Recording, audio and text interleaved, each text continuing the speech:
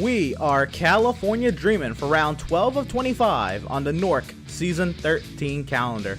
The big, bad 2-mile D-shaped oval opened some 24 years ago just 40 miles east of LA. Is the Southern California home of NASCAR racing. 200 miles in NASCAR Xfinity Series cars coming at you right now here on Pit Stop TV. Welcome to the virtual Fontana, California. Emerson Arden with Trey Shuttlesworth and Jacob Zala alongside this evening, and we thank you for tuning in. Tempers flared up big last time out at the Nashville Fairgrounds, and while we go from a tight 6/10 mile oval to a 2-mile superhighway, we have to ask the question: will the heat continue to rise under the hot SoCal sun? Trey, thanks for joining me tonight. And as we look at the track, what can you tell us about the challenging aspects of the high speeds and the long corners? Yep, thank you, Emerson, first of all, for having me tonight. It's going to be a fun one here at the Auto Club Speedway. And admittedly, it's been a long time since I've taken any type of virtual race car onto this version of Auto Club Speedway, which is, I don't want to necessarily call it an older scan per se of the racetrack, but it's not relatively recent, so it's not going to be anywhere near as bumpy or treacherous as you might see at the real-life Fontana whenever it is that NASCAR is able to return to the track, if they do return to it in this configuration. But it's still the name of the game, just in the sense of the track being incredibly bumpy. Hitting your marks is going to be essential, especially with how long these straightaways are. You definitely feel the effects of perhaps, getting into the throttle a little bit later, getting loose off the exit of the corner, which is definitely going to be a guarantee with these NASCAR Xfinity Series cars, or B cars, if you will, over the course of 200 miles tonight. But as you can see, it's a track that I would say the banking, at least, it's a little deceiving. It feels nowhere near as banked as 14 degrees in the corners, but there's definitely a fair amount to it, and it's fairly wide. But otherwise, some recent additions to the track, if you want to call them additions, there have been the additions of, if you want to call, grip strips near the top of the racetrack. I haven't seen them myself in action, so I don't know whether they'll come into effect tonight, but I think that's the fun of motorsport, isn't it? The unpredictability factor. Absolutely. And we, asked drivers last time out at the Nashville Fairgrounds and, after their post-race interviews, how they felt about the Auto Club Speedway. And a lot of them were looking forward to iRacing's, newer version of Auto Club with changing the way how these cars drive at this track. It may be more multi-groove than what we're used to seeing here on the iRacing platform at Auto Club Speedway. We're going to have to wait and find out. We're in the second half of practice, or the closing minutes of practice, really. So we're not too far away from seeing all that action pan out. But that is the layout of what we're tackling tonight with these NASCAR Xfinity Series cars with these NORC Season 13 drivers. Let's take a look at how they stand coming into tonight, and here's the point standings. 4-time now race winner on the season, Daniel Falkingham, got it done, led 2 laps over half the laps last time out at Nashville. 4 wins on the season. Can he break that and go number 5 tonight? Zoltan Herczeg, they're second. Chad Oxendine third. 8 wins amongst the top 3 in points. 51 points separate the top 3. David Shutton right behind Chad Oxendine, only 1 behind him. Then a little bit of a gap, nearly 40 points to gap, or actually over 40 points. We'll find Will Klein and John Barry. They're separated by 3 points in that battle for 5th. Another few points back, we'll find Jared Darling, who's really fast today, at top of the charts right now in practice. He's 7th in the point standings today, 116 back of point leader Falkingham, but he only has 3 points over Zach Lindgren, who has yet to set a practice time yet. So it'll be interesting to see if that battle stays or if that battle starts to fade as we head into the off weekend, the Dega Duels. Aaron Smith there in 9th has also shown a lot of speed here in practice, was in the top 5 for a good majority of the practice session, and Spencer Owens there in the top 10. Trey, talk to us about the second half. For sure, Emerson. But yeah, just to add a little bit more about the back end, Aaron Smith climbs 5 spots last week, so that's a big gain for him in the point standing. But looking at the back half, you only see a split, or a delta, whatever you want to call it for that matter, of only 31 points, if my mental math is correct, and that's less than a race. So over the course of the next few weeks, a lot can still happen for those couple of spots to get into the NORC playoff. Tommy Gossett, he's by nature, he's a conventionally aggressive driver, so to me at least, it's a bit of a surprise to see him that high up in the point standings, but he's doing enough to stay in contention, so fair enough there. And same to Howie Brisk, both respectively holding that final spot, if you will, since they have the same amount of points. Little shocking to see Cody Miller, who won early into the season. I believe he was, I was going to say he was our Daytona winner, but he was not. In fact, but he only sits 6 points outside of those top 12. Sean Williams, he was our Daytona winner. He sits relatively close. That's what I was looking for. But otherwise, it's just a lot of guys that are having, most of them, I would say, you know, just a couple of flashes of brilliance, and otherwise a lot of struggles. Hayes Booth comes to mind, rather, who finished for the first time last week in the top 10. So perhaps for the likes of Hayes Booth, momentum starting to come into his favor potentially. Right, and you know, I mentioned it a little bit ago, but we talk about momentum, and I think, you know, when you string these races together week after week, that helps. We're heading into an off week, unfortunately. Next week is an off week, and then in 2 weeks' time, we'll be at the Talladega Superspeedway for the Dega Duels. So if you're really you're starting to spark some momentum, you're gonna have to hold that out another couple weeks if you can get through today's race. Speaking of, you know, what's coming up next, let's take a look at the schedule. I think I'd say relatively at the halfway point, to half of 25, 12 and a half, halfway through this race, is halfway through this NORC season, if you will. Then we get our, I guess, halfway break. The timing of that off week is crazy. And then it gets gnarly. These last 12 races, these last 11 weeks, it's quite the spectacle. I mean, we go from Talladega to Martinsville to Road America to a traditional mile and a half, if you say traditional, or if you want to say traditional, but it's Atlanta Motor Speedway. There's a lot of character to that track, very difficult in these Xfinity cars after the fresh tires have lost their freshness, if you will. And then the Legacy Daytona, the bumpy version of that Daytona International Speedway. So a lot of fun in this run to the playoffs, Trey.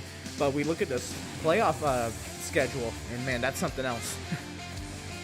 Yeah, and when I initially looked at it, it does in some ways remind me of what we've been seeing in the real-life NASCAR playoffs almost since its inception, if you will, with the likes of, say, Chicago, Atlanta, and Phoenix. But otherwise, there's a lot of, and Texas actually as well, but there's also a lot of very unique elements added to it that you might not always expect in the back end of a stock car schedule during a playoff stint, if you will. Indianapolis to open it. A lot of people don't tend to like stock cars in Indianapolis, but it presents an amazing challenge for drivers just because getting back into the throttle when you're able to get back into it really makes or breaks whether or not your lap is decent. So that's going to be fun to watch over the course of 80 laps there. Then Texas, regardless of your opinions of the new reconfiguration of the track, it can still be a lot of fun, especially with how much off-throttle time you get through turns 1 and 2. Then, of course, we get a stop at a dirt track with the dirt configuration of Bristol Motor Speedway. Probably going to be, you know, a bit chaotic, but that's part of the fun with that particular configuration of the racetrack, regardless of its, you know, dirt or asphalt for that matter. Concrete at Bristol. Darlington, Phoenix, just a couple of tracks, both very different in nature, but both, you know, around the same distance. Around Darlington with these cars is going to be an incredible technical challenge with the throttle modulation. And then moving to 2 intermediates to wrap up the schedule is going to be a lot of fun. The high speeds that you get on intermediate racetracks. Las Vegas to round out, purely a brilliant decision. Absolutely, and I mean, I think this is a amazingly hand-picked slate of races for this 25 race schedule for NORC's 13th season of action, and I'm glad we've been able to cover, you know, this season, and the first half of it has been phenomenal, and we're here at Auto Club. But don't you go away. We're on the backside of practice now, just a few minutes, but we'll be right back with the qualifying action here at the Auto Club Speedway in just a moment. Don't you go away. Pit Stop TV has NORC Season 13, Round 12 right here, right now.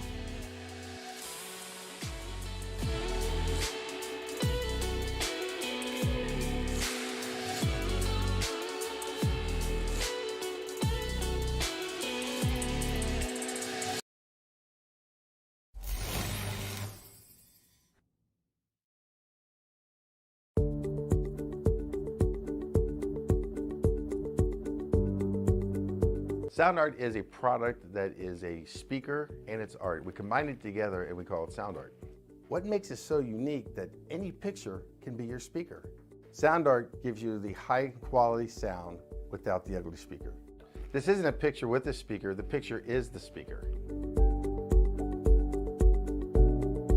Just imagine your wedding picture uploaded onto a canvas and now it's speaking 10,000 tunes. I mean, it's a very cool concept. What we like so much about it that you can take anything that means something very special to you, upload it on the canvas, have it hanging up in your room, your balcony, wherever you want to put it, and now it's a speaker. I mean, how cool is that? It's something that we have that and no one has. No one has this product. It's just a great gift to give anybody. It's just a neat concept. Around here we say, art never sounded so good.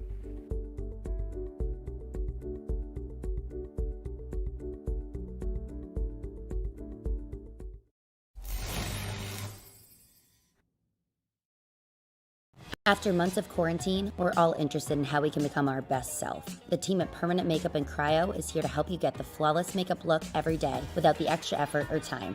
When it comes to your appearance, you deserve the best care that money can buy. Sound Art introduces an entirely new way to listen to music in your home. By combining the best of two products, a revolutionary high-fidelity, low-profile Bluetooth wireless speaker with beautiful artwork. Select from a library of artwork or upload your own photos to personalize your experience. Sound Art ushers in an era of invisible, beautiful, and amazing sound throughout your home and redefines your entire entertainment system. The need to reclaim your floor space and rid your home of unsightly speaker boxes that need to be bolted to the wall is now a thing of the past. Our canvas is printed on high-quality permalite by Breathing Color. And select from our gallery or upload your own. Standard sizes include 16 by 20 and 18 by 24 canvas wrapped. Custom sizing is available, as well as surround sound options.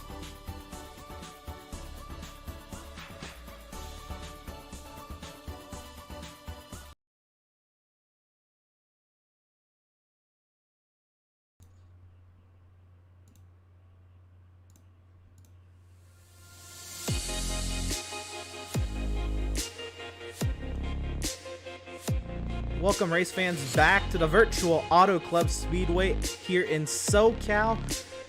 It's great to be here for NORC Season 13 action. Qualifying is underway, Trey, and I am thrilled to see who is going to be starting where.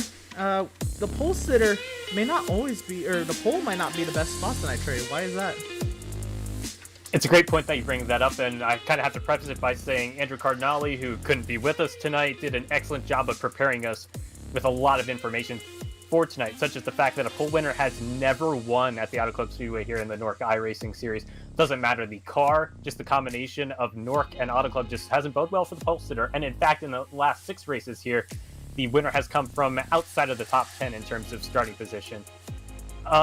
You know, it's kind of tough to say whether or not the trends are going to hold up. We'll just have to see what happens over the course of 200 miles tonight. I would have to say, though, the trends are looking in favor of Daniel Folkingham regardless. Just the fact that he won last week and the fact that he was the winner last season in the NORC iRacing Series at the Auto Club Speedway. It would have been the 87 stock cars. So he can definitely wheel it and modulate the throttle quite well around here, and I think that bodes well. Stock for Folkingham, of course, is pretty far up, I would have to say. Yeah, absolutely. And qualifying while underway, we now have 4 times on the charts, and we'll bring up time and scoring there. Aiden Kirker tops the charts over Lindgren Williams, and more times are coming in. I guess let's just get down to the track and see what's going on, and how about it? Let's ride on board with one of our winners. Oh no, that was a bad time on board. Oh my goodness. Yeah, very incidental timing to go on board with Cody Miller. Looking to see whether or not he got a time in, and by the looks of it, I don't believe he did. It's just that time is starting to run thin if he continues to have mistakes. Now we'll go on board with a guy who's relatively high up in the point standings. He's a winner this season, and that is Chad Oxendine. Comes into the night 3rd place in the point standings, and without a doubt, he's someone that you have to look out for over the course of 200 miles tonight. Although last week he was a driver that had poor fortune at the Nashville Fairgrounds Speedway, finishing outside of the top 10. We'll see here as Chad Oxendine comes to the line. His first timed lap will put him 6th quickest, and he's going to go on for his 2nd lap. How about it? Let's find Jared Darling as he works his way down the back straightaway here. The very bumpy back straightaway. Wow, look at the front end of that car just kick up over those bumps. And we see quite a wide arc on the entry of the corner from the driver of that one Chevrolet Camaro coming off of the exit of 4. Doesn't go very wide out to the exit or the outside wall here at Auto Club, and as we come across the line to try to get a lap for the one machine, we see him slotted into the 6th position, and I think that kind of reflects, you know, the upward trend for Darling over the last 3 races, and in fact the last 2 races getting 2 consecutive top 5s. And now we go to the man who is, quite frankly, the man to beat this season, and that's Daniel Folkingham. a 4-time winner in the series and your defending winner as of last week of the Nashville Fairgrounds. Yeah, absolutely. Daniel Falkingham looks like he can get it done at anywhere, anytime, any place. Is tonight yet another night for Daniel Falkingham as he comes across the line. This is going to be his first timed lap. Falkingham slots into third as he works his way around the speedway for his second timed lap. Let's see who else is out here, and how about it? Patrick Colby, who had a little bit of a rough time out last week at Nashville Fairgrounds, looking to improve upon that. And that is a beautiful livery on that number 9 machine. Without a doubt, it is an eye catcher, and as it comes down the back straightaway here, this is at the point at which, if he does have any incident on the racetrack, not gonna have much time to reset and go out for a next run. So yeah, crunch time is here. Of course, you get 5 minutes to get 2 laps here at the Auto Club Speedway, which really gives you a lot of time to make a lot of mistakes, I would say. And this will be his first time lap as he comes across the start-finish line. Not going to be in the top 10 by the looks of it. It'll actually be 11th for Patrick Colby. And Zoltan Herzeg right now is in the last time slot, and I don't think he's going to get back to the start-finish line, Zoltan Herzeg. So he works his way through turn 4. He's not going to get to the line, and he's going to start last of the qualifiers. That is wild. If he knows the trends, though, it could very well bode in his favor, just based off of the fact that pole sitters in particular have struggled, and we haven't seen that winner from inside the top 10 in the last few races. Yeah, absolutely. Well, we get down to it, and let's see how the whole field will run down. And how about it, driver of the number 48, Will Klein, on the front row, and alongside of him will be the 00, I guess has been a change this week for Tommy Gossett. We find our way back to row number 2. Daniel Falkingham and Aiden Kirker will make up that second row. Row number 3, we will find driver of the number 97, Howie Briss, and alongside of him will be Tom Mercier. Row number 4, we're going to find Chad Oxendine and Zach Lindgren. Lindgren trying to gain points there on Darling, so that'll be another important battle to watch as Jared Darling starts from 9th. And at the back of row number 5, Hayes Booth, a nice top 10 starting spot. Is that what he needs to stay out of trouble? It very well could be for a driver who oftentimes does start in the mid-pack. We do look beyond the first 5 rows, and it's going to be Patrick Colby, which we saw him cap out his run a little bit earlier, and he'll be accompanied by Ariati, who does need to make up quite a fair amount of points to get into that top 12. TCB, Tyrrell Baker, he'll be in that 13th position, accompanied by Daytona winner to open the season, Sean Williams. Next will be row 8 tonight. It's going to be Dylan Patterson, accompanied by the always aggressive and newly returning member to Pit Stop TV, Cole Freilich. Look for him in the Firecracker 400, of course. 17th will be Brett Punkari, and then second place in points coming into tonight, it's Zoltan Herzeg. And then rounding out your top 20 positions in row 10, it's going to be Aaron Smith. Really, his stock is rising as well, and it's going to be Anthony Emery, who won a race in Season 7 that saw half of the race under the caution flag. We have a relatively large field here, so we'll find our way back to row number 11, and it'll be David Shutt and Cody Miller. How about our way back to row 12? It'll be Sheldon Lockie and Justin Gable. Row number 13, we'll find John Barry and Elijah Gracia, and in row number 14 will be James Simmons and Nicholas Caressel. Row number 15, it'll be Scott Shire and Josh Robin, and rounding out the field in the 31st position will be Taylor Frey.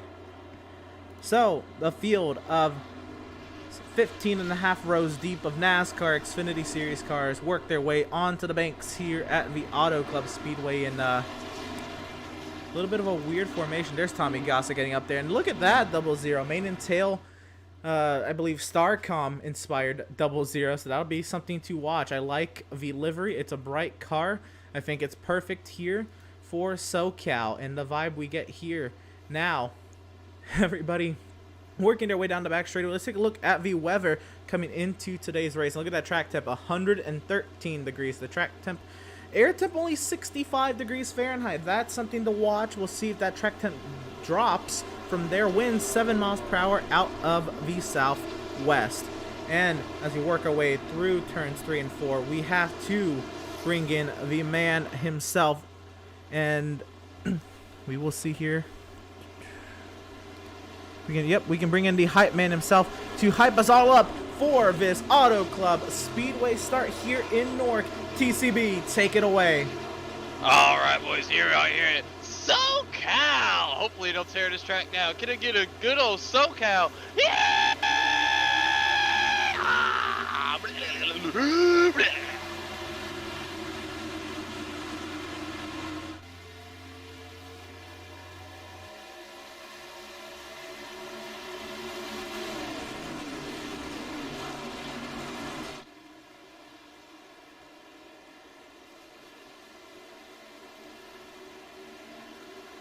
We got a wreck in the back. Several cars around, and the caution's going to come out early here at Auto Club. Big mess in the back. And we just heard from one of those drivers who gave the traditional welcoming of a Norris iRacing Series race. It's going to be TCB. Also saw Hayes Booth spinning in at least a couple more. Not sure that I saw much critical contact in that instance, though, lucky for these drivers, but it is going to be a pretty slow start to the running here at Auto Club, unfortunately, in a race that we've seen historically could be plagued by cautions. Yeah, the record, or the last time out, these NORC had these NASCAR Xfinity style cars at the Auto Club Speedway. They ran half that race under caution. A lot of caution laps, and that, unfortunately, we might be starting that trend tonight. And right there, I think Hayes Booth just got loose in the middle of 1 and 2, right in front of TCB, and David Shutt just a little bit of contact there with TCB, and I think that's it. This is a relatively small incident, starting from the heart of the front of the field. Yeah, by the looks of it, I would say the couple points of concern would be for both David Shutt and TCB, respectively. While it wasn't, in either instance, a heavy instance of contact, it's still to an area where the engine is, so, and any engine damage at a racetrack that's so reliant on top speed is going to be something that can be incredibly damaging for those drivers. So we'll get another perspective from the sky this time. We'll see here, all the checkup on the inside. I really didn't have anything to... Oh, Cole Freilich got TCB there and David Shutt for good measure. A little bit of contact there for Justin Gable. And Scott Shire was able to come to a complete stop in that one as well. You see the times flashing across the screen as the drivers come around and catch the safety vehicle. No, you don't necessarily want to start at the back of the field, but at a racetrack like this, where the field can get incredibly aggressive just because of how critical track position is, doesn't necessarily mean always that it's going to be a net negative result at the end of the day to start it back into the field. Right. And while the front position has, I guess, its fair share of luck, if you will, not in the favor of the pole sitter. We're gonna try to see if we can get a word in with our pole sitter. Looking around here, see if we can. Actually, I don't think we'll be able to. But let's see who is around for us to grab. And I think now we have to talk to the man with Uncle Mo on his side, Daniel Falkingham. A qualifying spot here up third here at Auto Club. Is this what you needed, I guess, for a great outlook for a 100-lapper? Yeah, it's definitely always good to start out front and whatnot, but I know we got a pretty long race ahead of us, so even if I didn't get a good lap and start out back, we would have had probably no problem getting to the front. But just glad we kind of gave ourselves some track position, give ourselves some options for how this race is going to play out and whatnot. So yeah, definitely looking forward to see how this race turns out, especially with all the multiple lane racing that you're going to see. Hopefully we'll get to not have too many cautions, because you guys are going to see some great racing tonight. Absolutely. We heard how excited drivers were coming into Auto Club last week with the updates that iRacing has done to the Speedway. Are they what they were advertised? Is it really going to be a spectacle for us tonight? Yeah, I think so. I was repping the high line of 1 and 2 a lot of times in practice, trying to see like what lane's gonna be better, especially for a long run. I've been trying to rip the bottom a little bit to see if that would be better for tires or whatnot. So doing a little bit of experimenting, but we're gonna be all over the racetrack tonight. So you guys are definitely in for a spectacle, that's for sure. Well, you love to hear it. All right, Daniel, we're working our way to the back straightaway here on the 1 to green. Who do you got to shout out? Who do you got to thank? Yeah, I just got to thank you guys for putting on the broadcast. You guys kill it with the broadcast all week. Hope you guys have a good show tonight. I got to thank Revan for putting on this league, as always. And got to thank everyone who comes out and races each and every week. Thanks to all the fans who watch us each and every week as well. And yeah, got to thank my personal sponsors, Richard Bayloff 207 as well. Absolutely. All right, Daniel, we're going to leave you to it. Best luck to you in this race. A nice job on the starting position up front. Thanks. Enjoy the show, fellas. Absolutely. And that was driver of the number 20, Daniel Falkingham. And we talk to him a lot here on the channel, so I guess we get used to it, but it is quite enjoyable to talk to Daniel and to hear his perspective on all things racing. But as the field of 31 NASCAR Xfinity Series cars, attempt number 2, I say, as the iRacing.com safety car finds its safety in the pit lane, Will Klein has elected the outside, and we are green from Auto Club.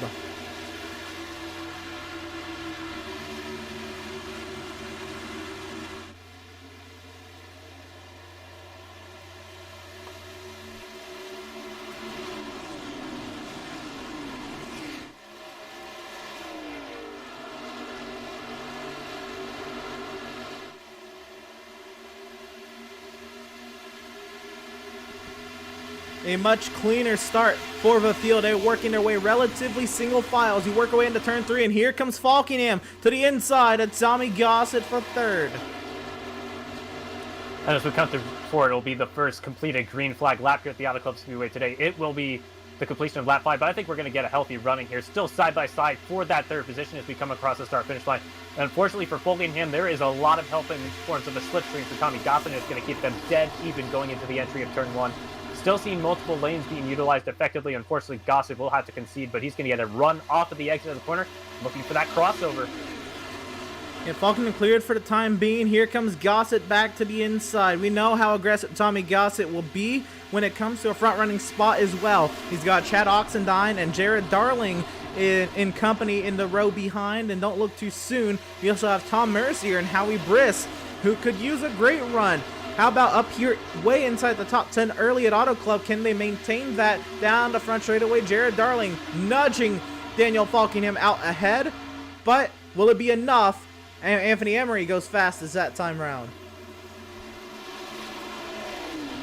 Emery, a driver who has seen his fair share of victories here in the NORC Racing Series, so I'm sure we'll see him enter into the picture later in the race. I don't believe he set a qualifying lap here tonight either. Of course, that can be fairly common here in the NORC Racing Series. We look ahead, though. It's Aiden Kirker looking to the inside of race leader Daniel Falkingham. A lot of action throughout the field, and right now we have a battle for the lead. Klein's going to be looking for that high line off the exit of the corner, looking for that straight line speed, and it's going to be quite the duel as we come off of turn 4 for the completion of lap 7.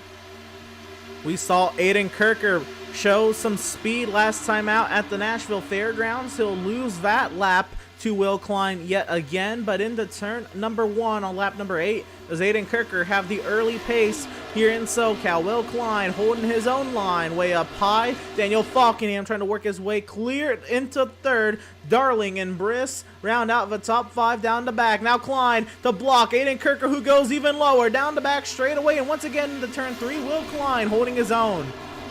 For the most part, to train on the straightaways, but then we get into the corner and we see a wide plethora of choices available in terms of lane usage throughout the field.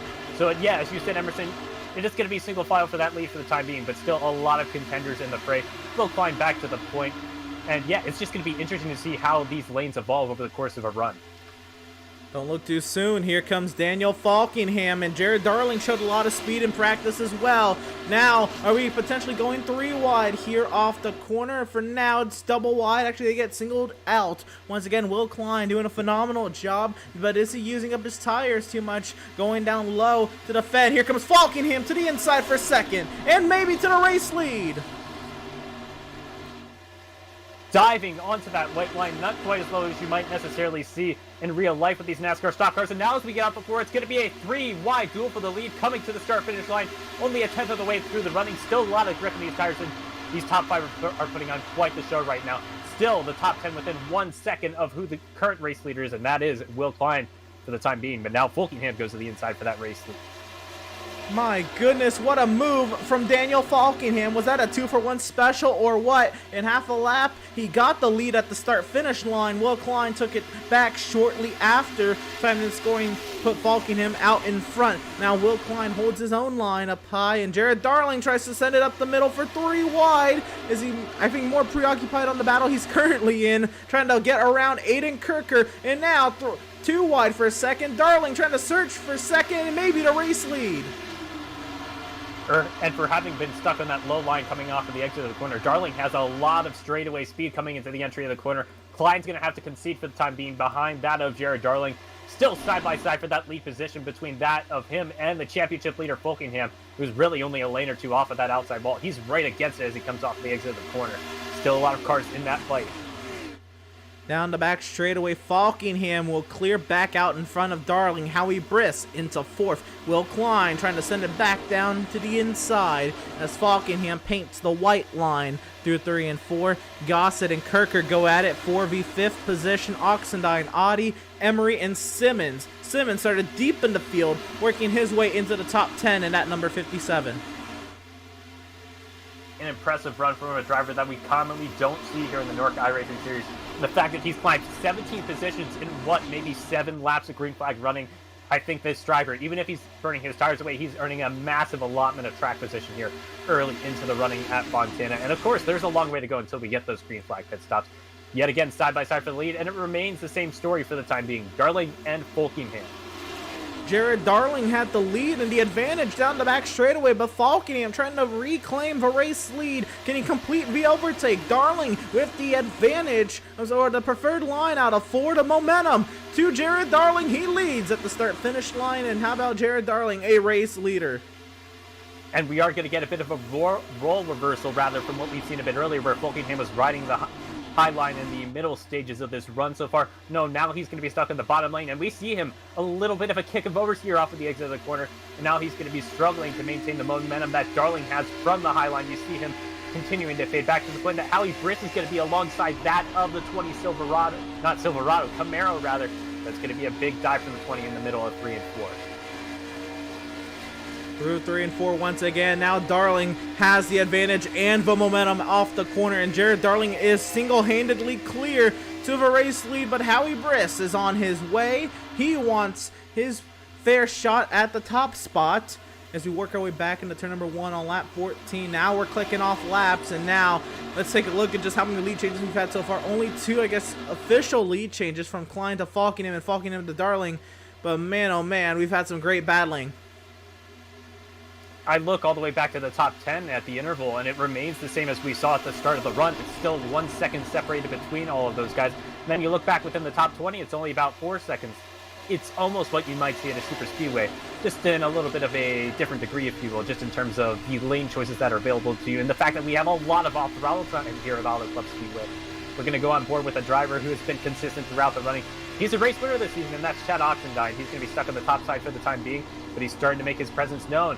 Starting to flirt with that top 5 as we're looking nearly 3 wide mid-corner.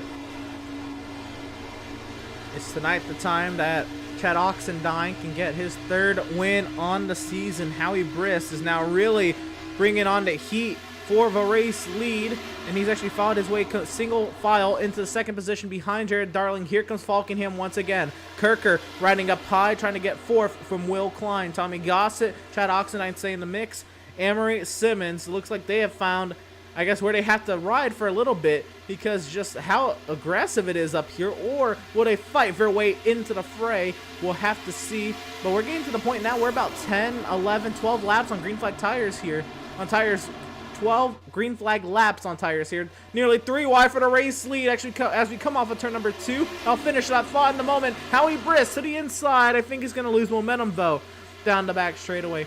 And here comes Will Klein on Daniel Falkingham again. Is this Falkingham maybe using up his stuff too early? I think that could be the correct assessment there, Emerson. Well, I would, in theory, think that the low line, with the additional wheel input that you have to put in order to manage the tighter turn radius, would eat up the tires. And it didn't seem like he was using it all that much. He still had his fair share of time down there, so it can make sense as to why we're starting to see Folkingham relatively struggle, even though he remains within the top 5 for the time being. And I think the other remarkable thing is that we're still seeing a consistent usage of just about every lane on the racetrack. Speaking of every lane, Chad Oxendine, he was about to paint that outside wall red with his car. Just how high up the track he is, and I think that's phenomenal. That look at how high he's getting up there, actually not as high that time. But Chad Oxendine really trying to make something happen on that outside, trying to see if you really can, and oh my goodness, a big wobble in the middle of the pack there from Tommy Gossett and Anthony Emery trying to avoid. They figure it out. They file back in line. It's still Briss and Falkingham for 2nd. And now we head into the entry of turn 1, and it's going to be a massive dive like we've continued to see from Folkingham. What it's probably going to mean is that it's going to be a massive loss of momentum off of the exit of the corner. And he's not quite going to be there with Jared Darling. Instead, yet again, he'll have to contend with the likes of Howie Briss and Will Klein as we head onto the entry of turn 3. Still a fair showing from every driver that's been able to remain in the top 5. We're starting to see Kirker fall off in the top 5. And now it's Chad Oxendine rounding out the final position of the top 5. And the fact that we're seeing side by side for the first 2 rows here, 3 rows make it now, 15 laps into a run is quite impressive. Absolutely. It's starting to look like 150 mile per hour pace laps in the center of these corners. And Oxendine, how about he was right up against the outside wall, now under the white line through the center of the corner. Chad Oxendine using every line.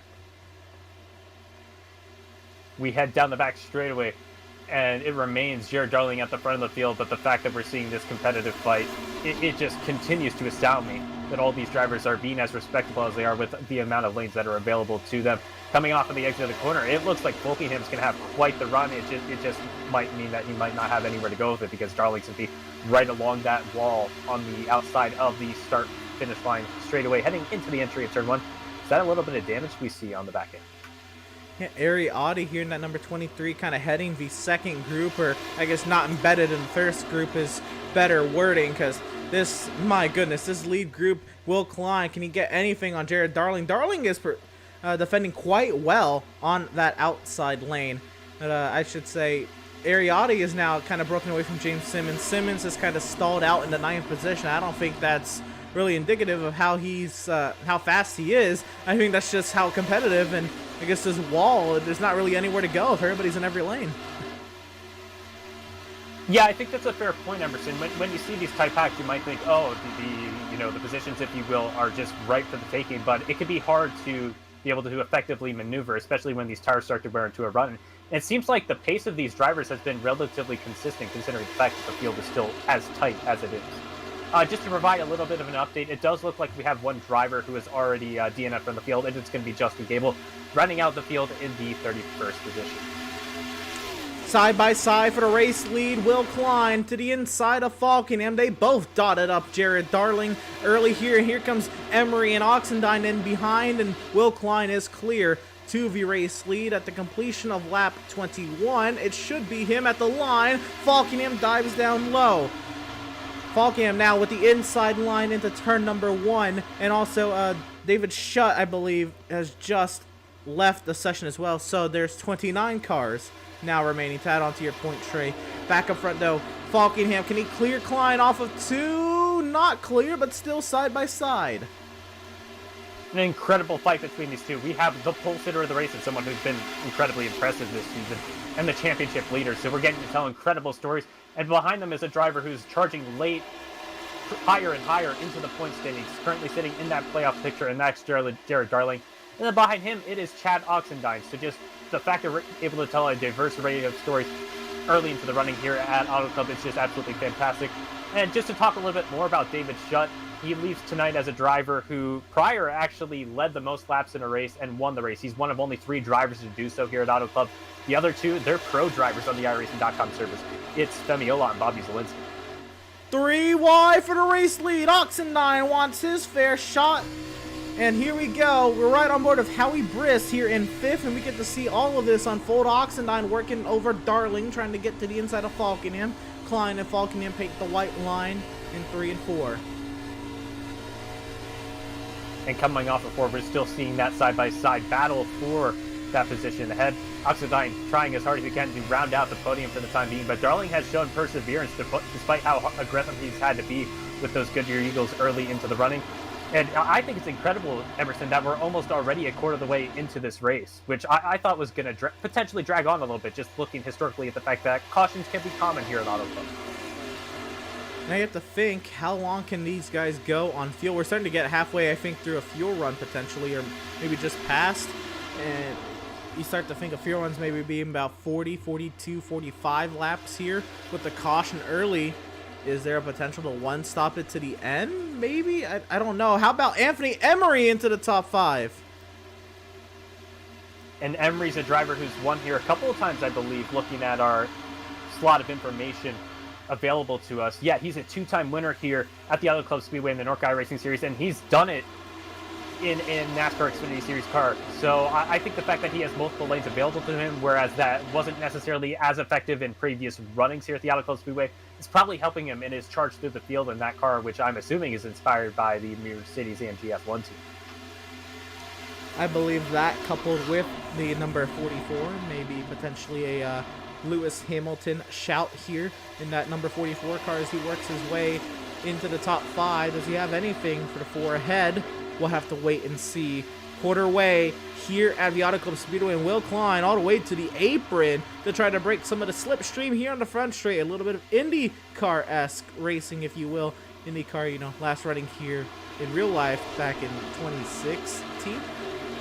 Double wide, Falkingham and Oxendine. They work their way off of turn number 2.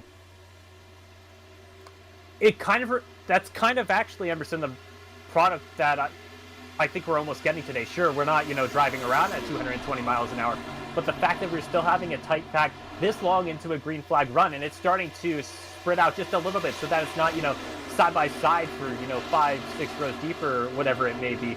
No, we're starting to get a little bit of single file, but overtaking is still incredibly common and available to these drivers if they're able to make it happen.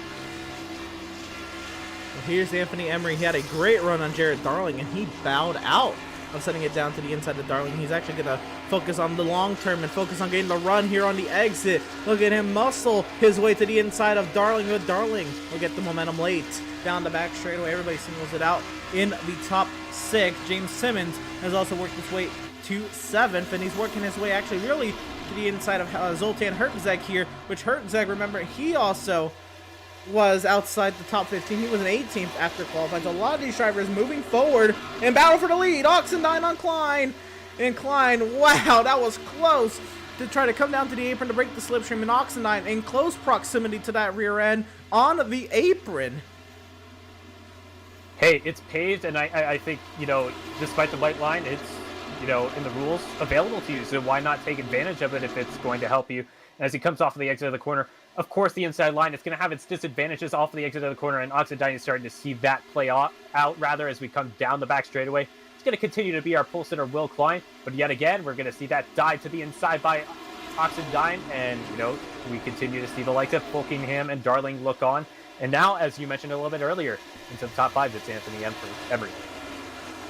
Anthony Emery, he has really inserted himself into the mix. A mainstay within the top 5. Oxendine still trying to find his way around Will Klein, but he cannot. Klein scraped the wall there on entry. Here comes Oxendine. Coming off of the exit of turn 2, it's still going to be side by side, and the fact that the tires are holding up as well as they are, it's just incredible that these virtual Eagles are doing what they are tonight.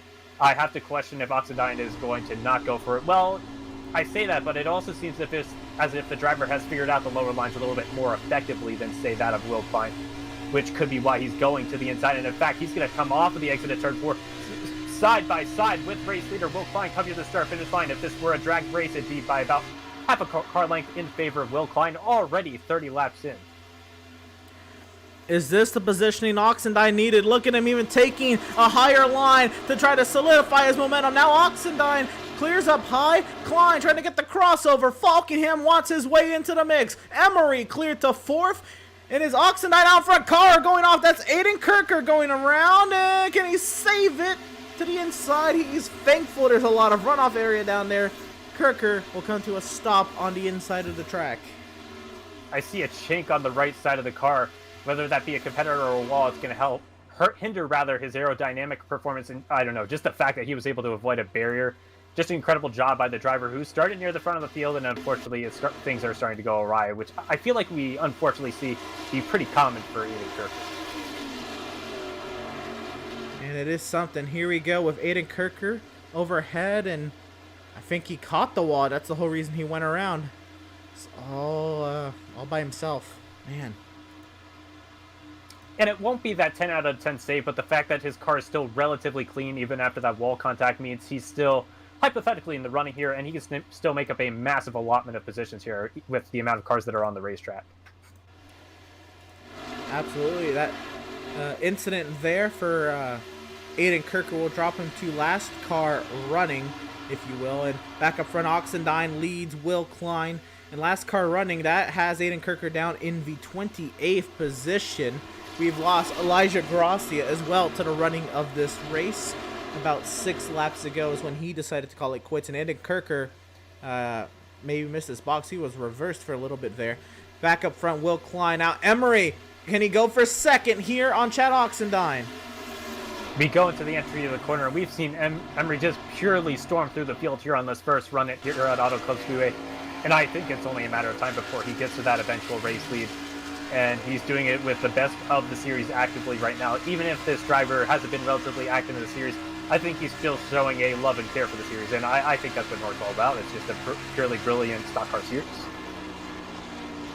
We watch still off the front end, or the roof, if you will, of Anthony Emery's car. He powers by Chad Oxendine through the center of the corner, but can he get the momentum on the exit? That falls way to Chad, as Will Klein has, I guess, the best seat to watch this battle for second going on from his rear end. Let's look at it. Wow, just it really gives you just a look at how wide, how vast different lines these drivers can run. You can even see further on back people painting the white line and people painting the blue wall with and around goes Anthony Emery!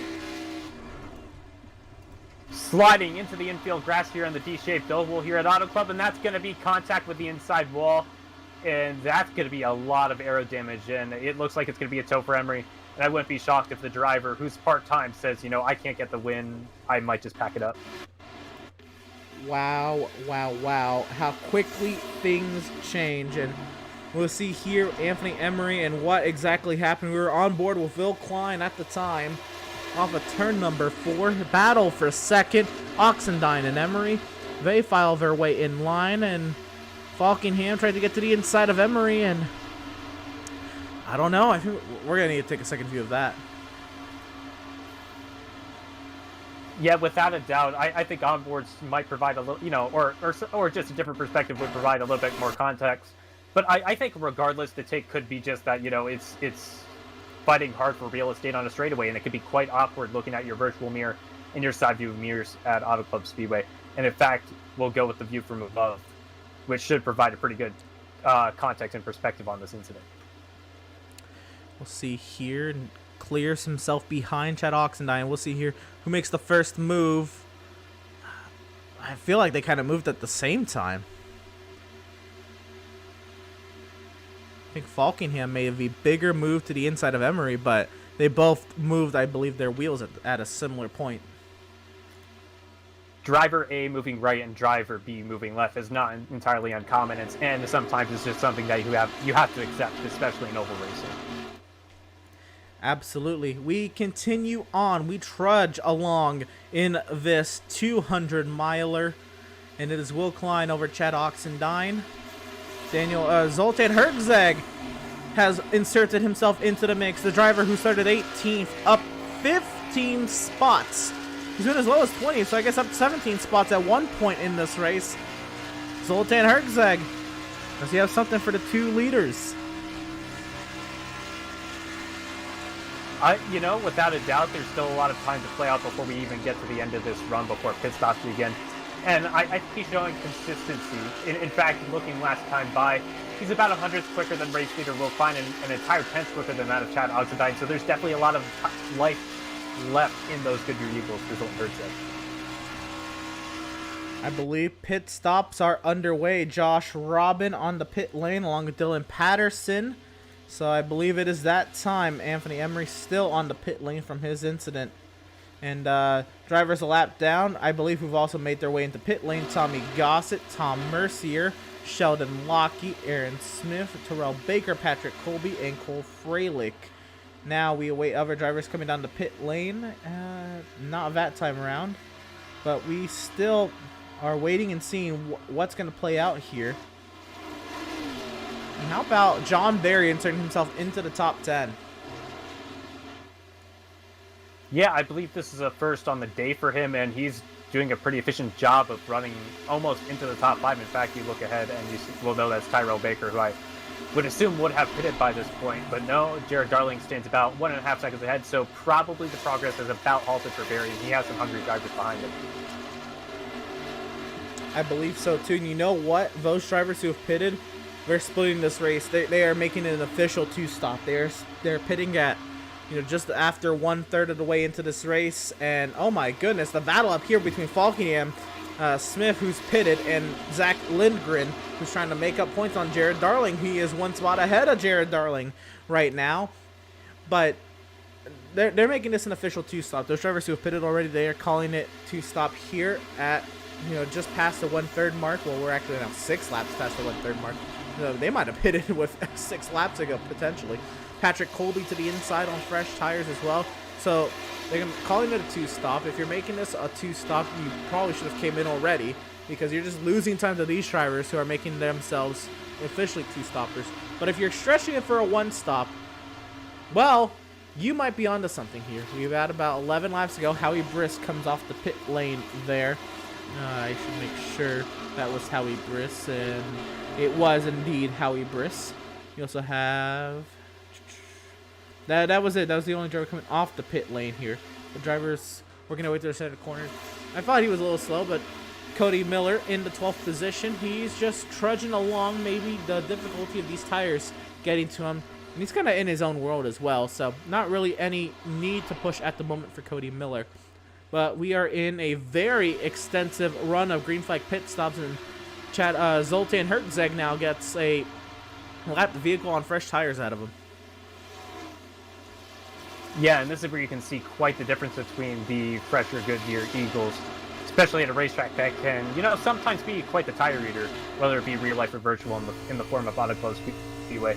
But yeah, just to provide a little bit of context, Tommy Gossett on timing and scoring, he'll be the first car who has effectively pitted in terms of the running right now. Just to give a little bit of context as to which drivers the racetrack have ducked down onto the pit lane, you see him there in the 17th position right now.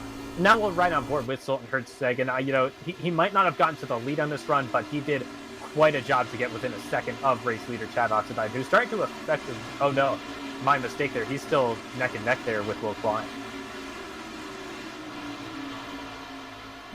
And actually, Will Klein to the inside, and now Patrick Colby, he wants to take it 3 wide, but it's a 2 leader, so he thinks better of it. They continue on, but when these 2 leaders pit, at least for that, at the moment, it looks like they will not cycle out to the race lead. At least right away, they might. When the tires cycle. My goodness, Patrick Colby now sends it around the outside. The leaders still side by side. Oxendine and Klein. What a classic battle we have here. And I feel like I'm repeating myself, but it just all around, it's impressive that these guys are able to do what they are with the tires so worn here. Seeing the fall off that we have so far, as we see Falkingham, our points leader, come down onto the pit lane, and I think this might be a signal for a lot of the lead drivers. But yeah, for example, just looking at Chad Oxendine, his best lap time so far today, a 42.3, last time by a 44 flat, so that's about 1 seconds of fall off. So Daniel Falkingham claiming this is a 2-stop on lap 43. You know, oh, and he overshoots the box as well. That is not going to help. And back up front, Klein and Oxendine. It's still Oxendine with the outside and the preferred line, but maybe, just maybe, Will Klein can make something happen here. Side by side to the line, that was Oxendine. And as you can see, it was not by much at the start-finish line, and they'll continue to put on quite the shows we head into the entry of 1 and 2. We'll see more guys near the front of the field come down to the pit lane, such as Jared Darling, Ariati, and it's going to be Taylor Frey making his way down onto the pit lane. So yeah, I think the pit cycle, especially for the leaders, it's formally underway at this point in time. Of course, the benefit of doing the undercut on the race leaders here is you'll get a lot of grip early into the run, but you'll fall off quite a bit near the back end. So here's the thing, if you're going to try to make this a 1-stop, you would have to not only, you know, pit at 50, you also have to factor in, you know, the caution laps, maybe pit at 52. Can drivers make it 8 more laps? It's something to think about, because big, you know, 2-mile speedway, a lot of off-throttle time. Maybe people are clutching very early on the straightaway and saving fuel. Just a thought. Here comes Falkingham on Zoltan Hertzeg, who is now taking second as Chad Oxendine is on the pit lane. Yeah, that's really going to shake things up. And now we have to see how long Will Klein stays out, as the undercut is effectively on for Oxendine. But no, that's an interesting point that you bring up, Emerson. And the fact that we see Oxendine pitted, I think that does kind of hint at the fact, as what you said a little bit ago, that maybe the 2-stop is in the favor, and that the 1-stop would be incredibly risky, and you'd have to do a massive amount of fuel saving. Of course, if you're going to do it, this is a great place to do it, because that 14 degrees of banking, it requires quite a bit of off-throttle time in the corners. Also going to see John Barry oversteer to the edge of the corner. It's going to be a partial blockage of the pit lane as he tries to get straightened out. Fortunately, no traffic on the way in. Well, here are the names I think we got to look at now, and it's Brett Pancari. We also got to think about the drivers maybe who pitted on that first caution, got themselves some extra fuel to potentially pull off a 1-stop here. Pancari, Sean Williams is on his original set of tires, or at least the original fuel load. But Pancari, Shire, Caressel could play a strategy game here, and even if they're maybe 2 or 3 laps short, they could save that in this in the second stint. They make it a 1-stop. Here comes Sean Williams. Yeah, all around, Emerson, it's an aggressive strategy without a doubt. And if you're someone like Pancari, who wasn't contending for the lead, it might be worth going for, but it is incredibly risky, and it's just going to be a massive amount of saving, and you do have to question whether or not the saving gets the job done in terms of the time you're able to save. Well, at the moment, the effective race leader I guess the effective driver who is the leader of the drivers who have pitted this time round is Tommy Gossett. He works his way through turns 1 and 2. The driver, I guess, front runners that we were talking about earlier, Daniel Falkenham, is at the caution lights entering turn 1 now. So Tommy Gossett has himself a little bit of an advantage here. And we just continue to wait for Pancari, Shire, and Caressel to work their way to the pit lane. No shock to see Gossett out there leading right now. In fact, he's been on the set of Goodyear tires for about 12 laps now, which is quite a bit more than a lot of the leaders have been able to take advantage of so far. So he's on a super undercut, if you will, but it means that he's going to have to pit relatively early into the running here. But if you like the math of dividing a race into thirds, if you will, it's going to work out quite well, because it was probably about 95 laps from that initial caution flag. And he pitted, I want to say it would have been around lap 35 or 36, which is just about dividing it into thirds. So we have to look, I guess, at the time lost, but I think at this point, Pancari on lap 49, he has to be attempting the 1-stop at this point. You can't go stay out this long and think you're going to make up time on a 2-stop here, right? This is Pancari going for it, along with Shire and Caressel. We have the top 3 who have stayed out here to lap 49. I think if you're going to make this 1-stop work, you got to make it to lap 51, 52 maybe, and then you're going to have to save that final stint as well. Yeah, I think that's a pretty fair assessment there, Emerson. I think the interesting thing to look at among the 3 that haven't come down onto the pit lane yet, they're all drivers that pitted under that initial caution flag, which is giving them about 5 laps, if you will, more fuel in the tank. Even if most of those laps were under green flag running conditions, it's still, in theory, a caution lap still consumes about half of the fuel that would a green flag lap, or somewhere around there. So that's definitely something that could be helping them out here as they try to make this work. To the pit lane go Scott Shire and Nicholas Caressel. They're going to have a huge fuel-saving hill to climb if they're going to make it on fuel. I think Pancari, he might have to come in this time, but if he could go one more, he might be okay. Coming in here, he's coming in now. I just don't know if you can make this, without hardcore fuel saving. And at that point, how much time are you really going to have? Well, let's see. Pancari just entered the pit lane, and Tommy Gossett's on the back straight. So, I don't know. This might work out. We'll have to see. We'll have to see.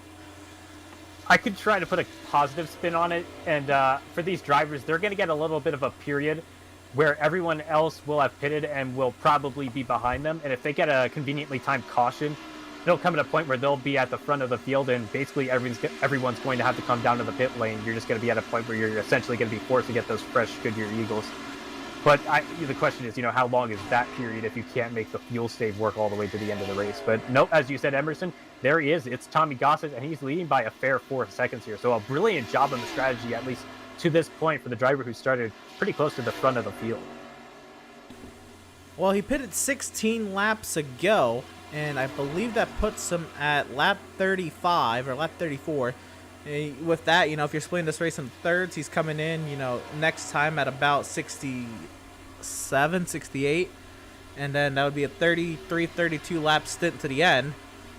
And, I mean, he lost a 10th in that lap, but if you're losing a 10th a lap, now if that, you know, stays consistent is another question.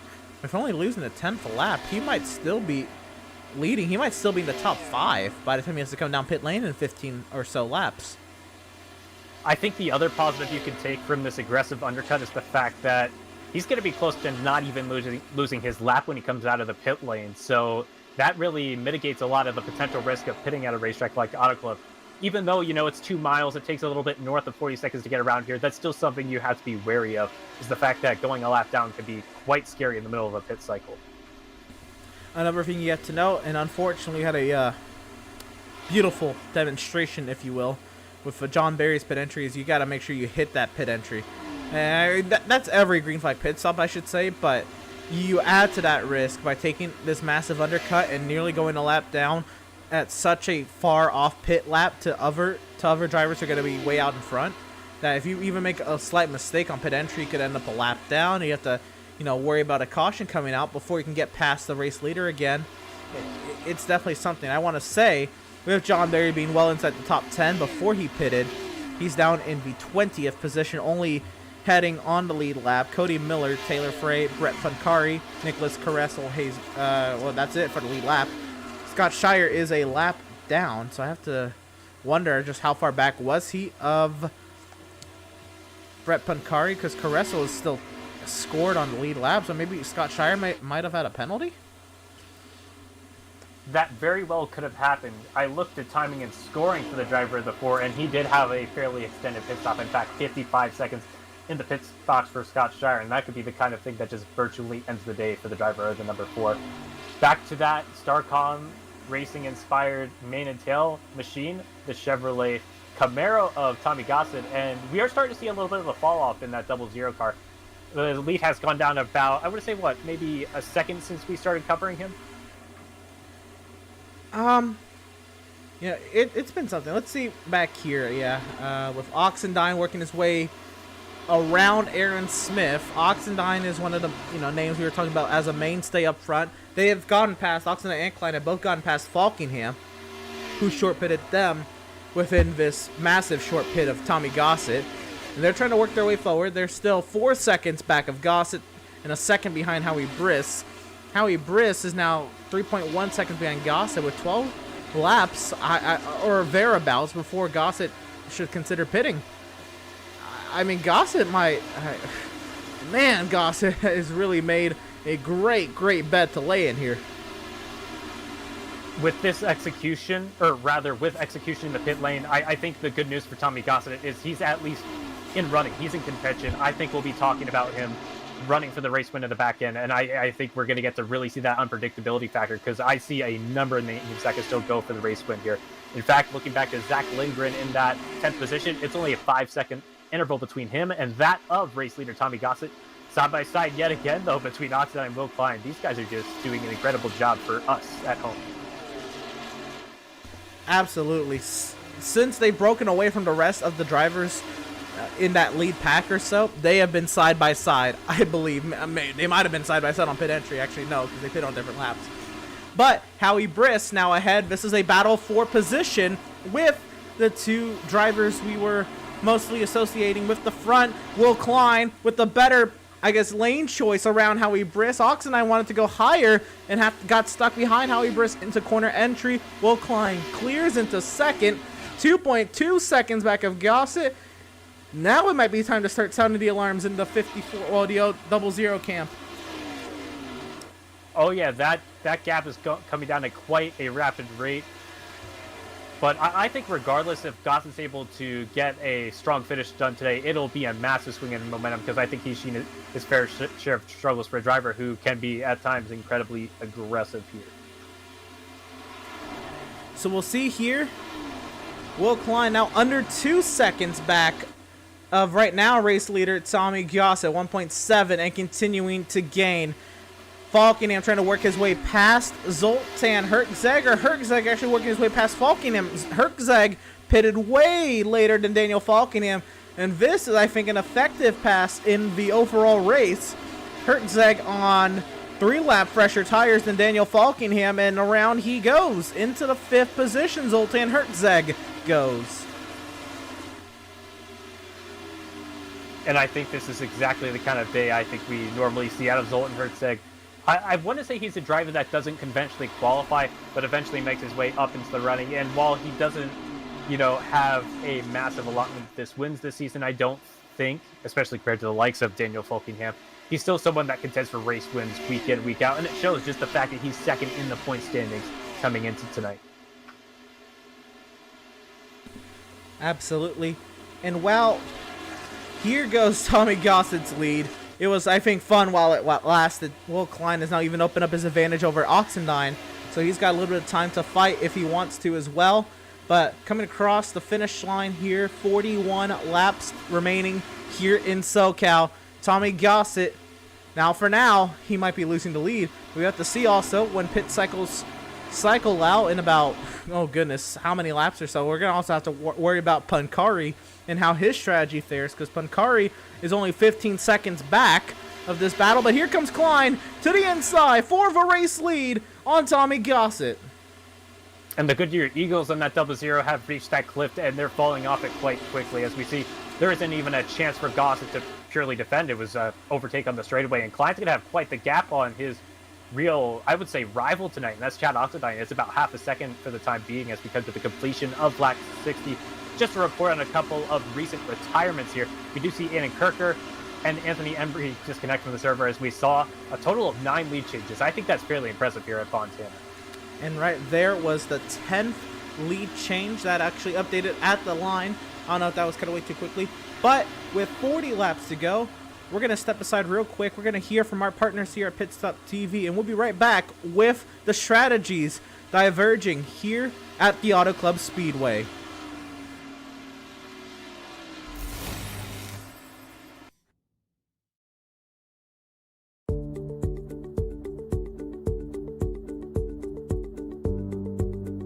Sound Art is a product that is a speaker and it's art. We combine it together and we call it Sound Art. What makes it so unique that any picture can be your speaker? Sound Art gives you the high quality sound without the ugly speaker. This isn't a picture with a speaker, the picture is the speaker. Just imagine your wedding picture uploaded onto a canvas, and now it's speaking 10,000 tunes. I mean, it's a very cool concept. What we like so much about it that you can take anything that means something very special to you, upload it on the canvas, have it hanging up in your room, your balcony, wherever you want to put it, and now it's a speaker. I mean, how cool is that? It's something that we have that and no one has. No one has this product. It's just a great gift to give anybody. It's just a neat concept. Around here we say, art never sounded so good.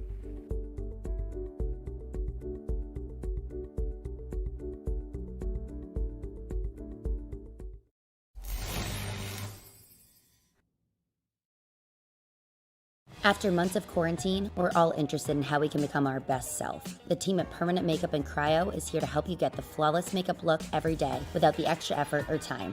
When it comes to your appearance, you deserve the best care that money can buy.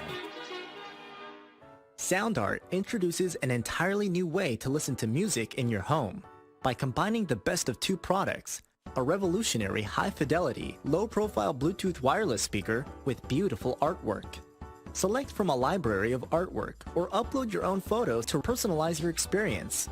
Sound Art ushers in an era of invisible, beautiful, and amazing sound throughout your home and redefines your entire entertainment system. The need to reclaim your floor space and rid your home of unsightly speaker boxes that need to be bolted to the wall is now a thing of the past. Our canvas is printed on high-quality permalite by Breathing Color. And select from our gallery or upload your own.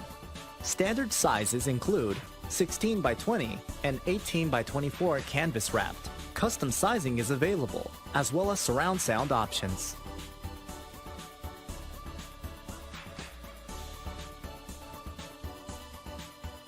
Have you found yourself trying to hide your joy because you're unhappy with your teeth? Your smile is the first feature noticed in an interview, on a date, or in family photos. We want you to be able to shine bright as your best self, and our teeth whitening system is the perfect step toward restoring your confidence. Welcome, race fans, back to the virtual Fontana, California. We're here at the Auto Club Speedway, and boy, a beautiful, beautiful day here in SoCal. Working lap 65 of 100. That is 35 laps to go. And race leader Will Klein is on a charge. There's Chad Oxendine quickly trying to close that gap behind, and back to Will Klein. He has a 1.2 second advantage over second place Chad Oxendine. Zoltan Herczeg inserting himself into the mix with the freshest tires of the top three. This battle might not be over yet. Actually, Herczeg has the same age tires as Will Klein, but we know Herczeg to kind of save those tires a little bit more. There's been an unfortunate circumstance. While we were on that side-by-side, Tommy Gossett had entered the pit lane, and my assumption would be he had a penalty of some sort, what took well over the usual pit service time, and has then disconnected from the race. So Tommy Gossett, who was very well in contention, very well in position to steal a race win away with a phenomenal strategy, is no longer in the event. That leaves 25 running vehicles and pit stops underway. Aaron Smith on the pit lane. And he was a driver who was going on a fairly aggressive undercut, and this is just about that figure of cutting the final 95 laps into thirds, if you will. Also going to see Sheldon Lockie pin in. I don't think we were seeing these guys necessarily contend for the win, but I think they might have things go their way. All it takes is one conveniently timed yellow, and their undercut can make them look quite brilliant. And if not, I think they're still having fairly decent days. Well, let's see here.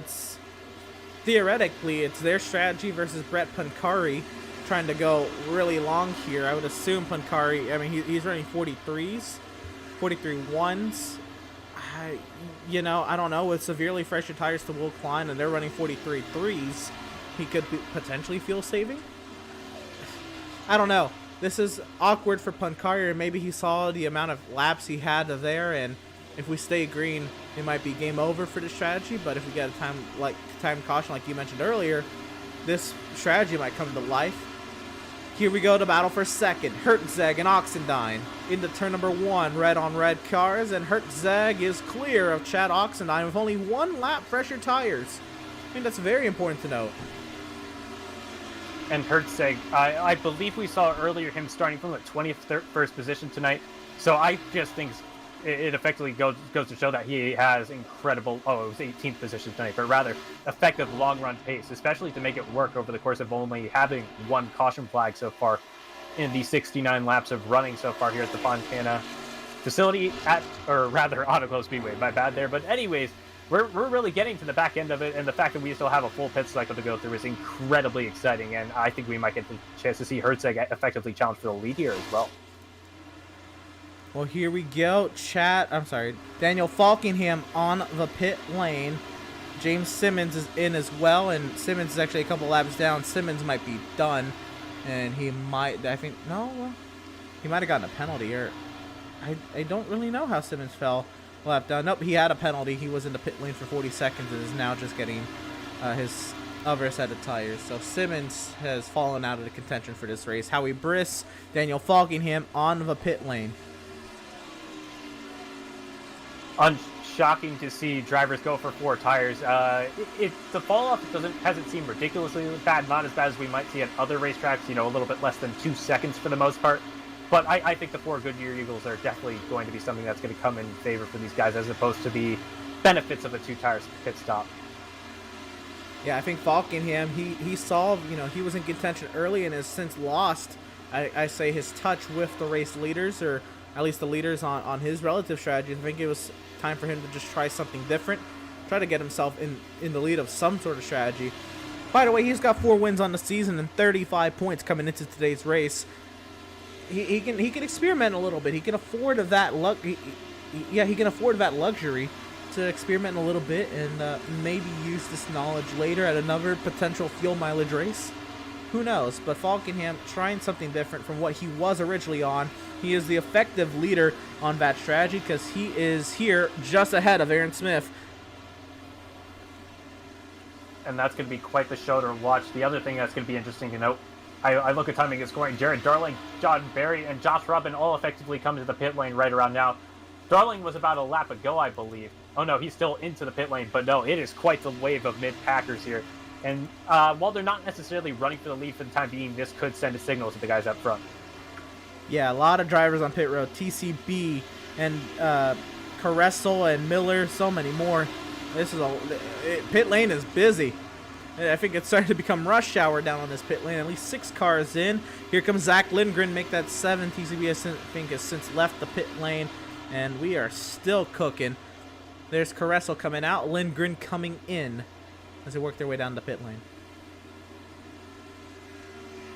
Cole Freilich. Freilich, a driver who admittedly, gets quite a bit of airtime for his aggressive nature on the racetrack. It's surprising to not see him that much on the racetrack. Doesn't seem like he just had a lot of pace here tonight. Doesn't mean something can't happen. And of course, he's going to be looking forward to the Firecracker 400 a little bit later into the week. I believe there's a little bit more running. And now here's a big one. It's going to be Zoltan Herzeg. He was effectively running second on the racetrack, and now this is really, really going to shake things up front, I believe. And this move could put him in the effective race lead. Coming in with 27 laps to go. He'll stop on the marks, and we know how good he is on the long run. Now he's going to get fresh tires. This might be a race-winning move from Zoltan Herzeg. We await the rest of his competitors to respond. Daniel Falkingham still heads that battle. Here comes Will Klein to the inside into pit lane as the 48. And it makes sense that it, did not take long for him to come down to the pit lane. And of course, now the big question is, when will Chad Oxendine come down? And I think, at least in terms of the guys on this strategy, I think that will really round out the guys who still have a shot going to the end of the race, as long as we don't get a caution flag. Of course, we do have to look out for the alternative strategy in the form of Brett Pancari. Well, let's take a look at that now. Brett Pancari working his way through turn 2. Daniel Falkingham is entering turn 3. So, Pancari, if he can make this work, he's got a large margin. He could also save a massive amount of fuel. If he's going to have a near 21-second advantage when this all cycles out, maybe like a 15-second advantage, you can save a lot of fuel with that gap. Without a doubt. And we've hit on it a little bit earlier, but this is a great racetrack to do so. It's not a track, it's all subjective, I would say, whether or not 14 degrees of banking is a lot. But I think the big thing is the fact that you can create a lot of off-throttle time here, especially as the tires begin to wear over the course of a run. So Pancari, it's going to take a lot, of course, but maybe he could get it done. It's going to be a stretch. So the current race leader, and he's still the effective race leader, I'd say, on the... I don't know if there's really even a main strategy, and now there's 2 or 3 or maybe 4 different strategies, but Chad Oxendine is the current race leader and was the effective race leader for the longest time. Sean Williams is out there. Herzeg going fastest. That's something to see. We'll see if Herzeg can power his way by Falkingham. But Chad Oxendine, I'd say, he made his bet. He's got to go as long as he can, hope for a yellow to try to trap some drivers deeper in the field. But his competitors like Klein and Herzeg, they're on the lead lap at this point. Oxendine is, just hoping for something to fall his way. If a caution comes out, they'll have to stay out, and he can come in and pit. But even then, like I said, they're on the lead lap. They could come in for fresh tires as well. And if only being a 2-stop strategy being used here, they still have 2 sets left in the pits as well. So I don't know. I don't know what to do if you're Chad Oxendine here. What do you do? All around, it's a really sketchy zone to be in, whether or not you want to. If you're the driver of that 66, stretch it to the end of your fuel runners, try to stay on a similar strategy to that of your nearest competitors on the racetrack. You're kind of in that zone in between right now, so it's all around awkward. I think I might have to agree with you, Emerson. If you want to go for the race win, I think you have to stretch it at this point in time. Of course, regardless at this point, he's going to get a lot of life in those Goodyear Eagles at the back end of this final run. That's barring any caution flags. I think the other interesting thing to note here as we get to about a little bit north of 20 laps to go, Daniel Falkingham is leading the drivers who came down onto the pit lane. Of course, he's going to have slightly fresher Goodyear Eagles than the likes of those behind him, such as Zoltan Herzeg and Will Klein. Well, Hertzeg has 4 lap fresher tires, so and Klein has 5 lap fresher tires than Daniel Falkenham. So this battle is the effective battle on this strategy. I mean, I guess Klein and Hertzeg on their own strategy slightly, but these strategies are kind of meshing with Falkenham kind of bridging together. The drivers who pitted on 67 and 68, Falkenham who came in about 70, 71, and then these drivers who came in just 4 or 5 laps ago on 75. Now these strategies kind of meshing together. There really isn't, I guess, a clear, definitive what strategy is where. Question mark. I'd say Falkenham is of those who pitted is the leader at the moment, but here comes Hertzeg and Klein. And it makes sense that that grip is providing them what they are, and just all around a very effective job from those two. And it's, another thing we've been hitting on, but we've seen a lot of similar stories throughout the day. But the fact that these two haven't been able to separate has just been something that we at home have been able to greatly benefit from tonight.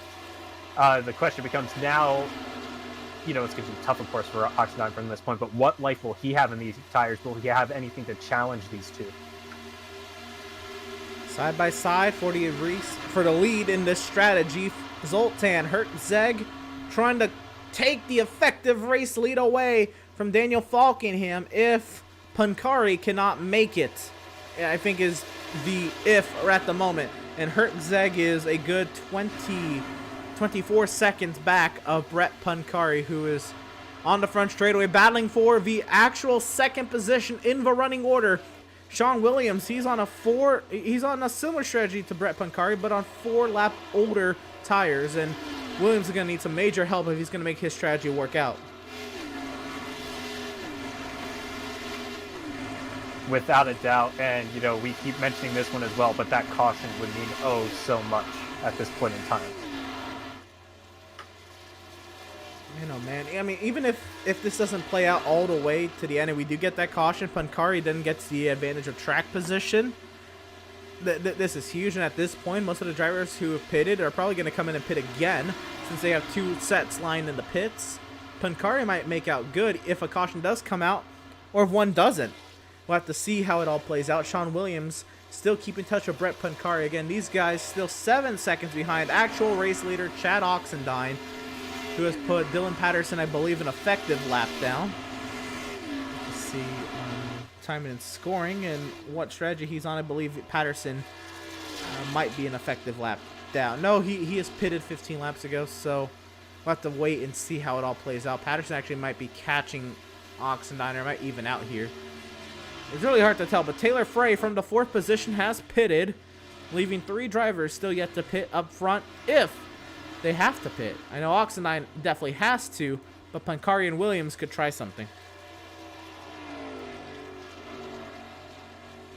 All I know is that we are effectively getting to see the unpredictability rather of motorsports in full effect. The fact that we have no idea what's going to happen just makes it a lot of fun, because otherwise it would very simply be just cars going in circles. Absolutely, and that's, I think, the fun of it. At this point, like I said, we're so spread out. And because there's 3, 4, maybe 5 different strategies, I know the number keeps going up every time I say strategies, but there's so many different strategies, especially with Taylor Frey now coming in. I don't know where he's going to make up. I think that's effectively his race over. But this is pretty much a track day. But because there's numbers in certain places and drivers fueled up at a certain time, there's still excitement in this. And Oxendine here is coming up, I guess is getting to lap the vehicle of Patterson now to unlap himself. Patterson down in the 13th position, trying to get by the effective race leader for now, Chad Oxendine. He actually has, so he's not going to be able to make it to the end, but he can go really long. He has 6 laps less fuel than Brett Pancari, so he can make this really scary for a lot of people.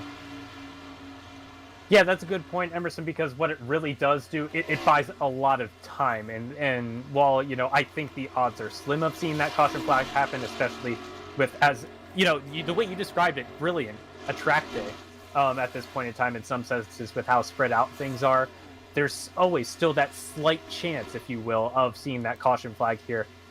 So yeah, 15 laps to see what we, whether or not it's going to happen, rather. Want to make our way through the field a little bit and give some shout outs. How about Zach Lindgren, who's been as low as 22nd today? he's held his own in this top 10. Very, very much so. Very much. He's ahead of Jared Darling right there. You see the battle between Falkenham and Darling behind. Lindgren needed a good run and a run better than Darling to gain on that battle in points. He came in 3 points behind Darling, so that tightens up if things hold out the way they are, no matter where they finish. If they slide up or down the running order, if they stay like this in this positioning, Lindgren tightens that up a little bit. And having a fairly, calm run. Now, really have not had to call his name for any reason other than him putting himself in that lead battle earlier and holding his own here in the 6th position.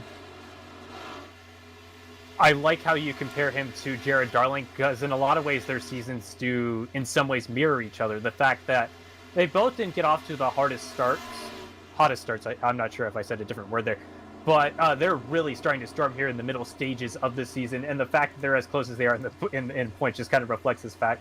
Both storming up 3 or 4 spots at the point standings after the Nashville Fairgrounds. And here he is. It is the race leader, Chad Oxendine. And now we get to get a real picture of where he stands in relation to his closest competitors, at least before this last pit cycle, and that's Zoltan Herzeg and Will Klein. And now that makes Pankari and Sean Williams your race leaders here. Really, clock is starting to tick. So here we are for Pankari and Williams, and Oxendine is still on the pit lane. Did he speed? Oh no, he's still in the box. Oxendine's race, I believe, is effectively over.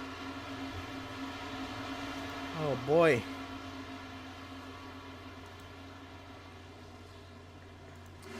What absolute heartbreak. I think we always knew it was going to be a bit of a stretch once he committed onto the long run, but just the fact that it's this late into the running and you've committed so much at this point in time, your bet has, you would think, been effectively made, but then, you still have to go out there and execute, and the execution, unfortunately, doesn't happen, and it's going to be a massive loss in points for a driver who's trying to contend for that regular season championship. Something to note here is Will Klein has gotten back ahead of Zoltan Herzeg. They were kind of nose to tail with one another, and Klein is now holding the effective lead if Pankari and Williams cannot make it to the end. With now 11 laps to go, it really is a sit and wait, because they're not going to make up 15 seconds. Even if they had fresh tires right now, they weren't going to make up 15 seconds on Brett Pankari. This is really the waiting game. Do they win? Do they finish second? Do they finish third?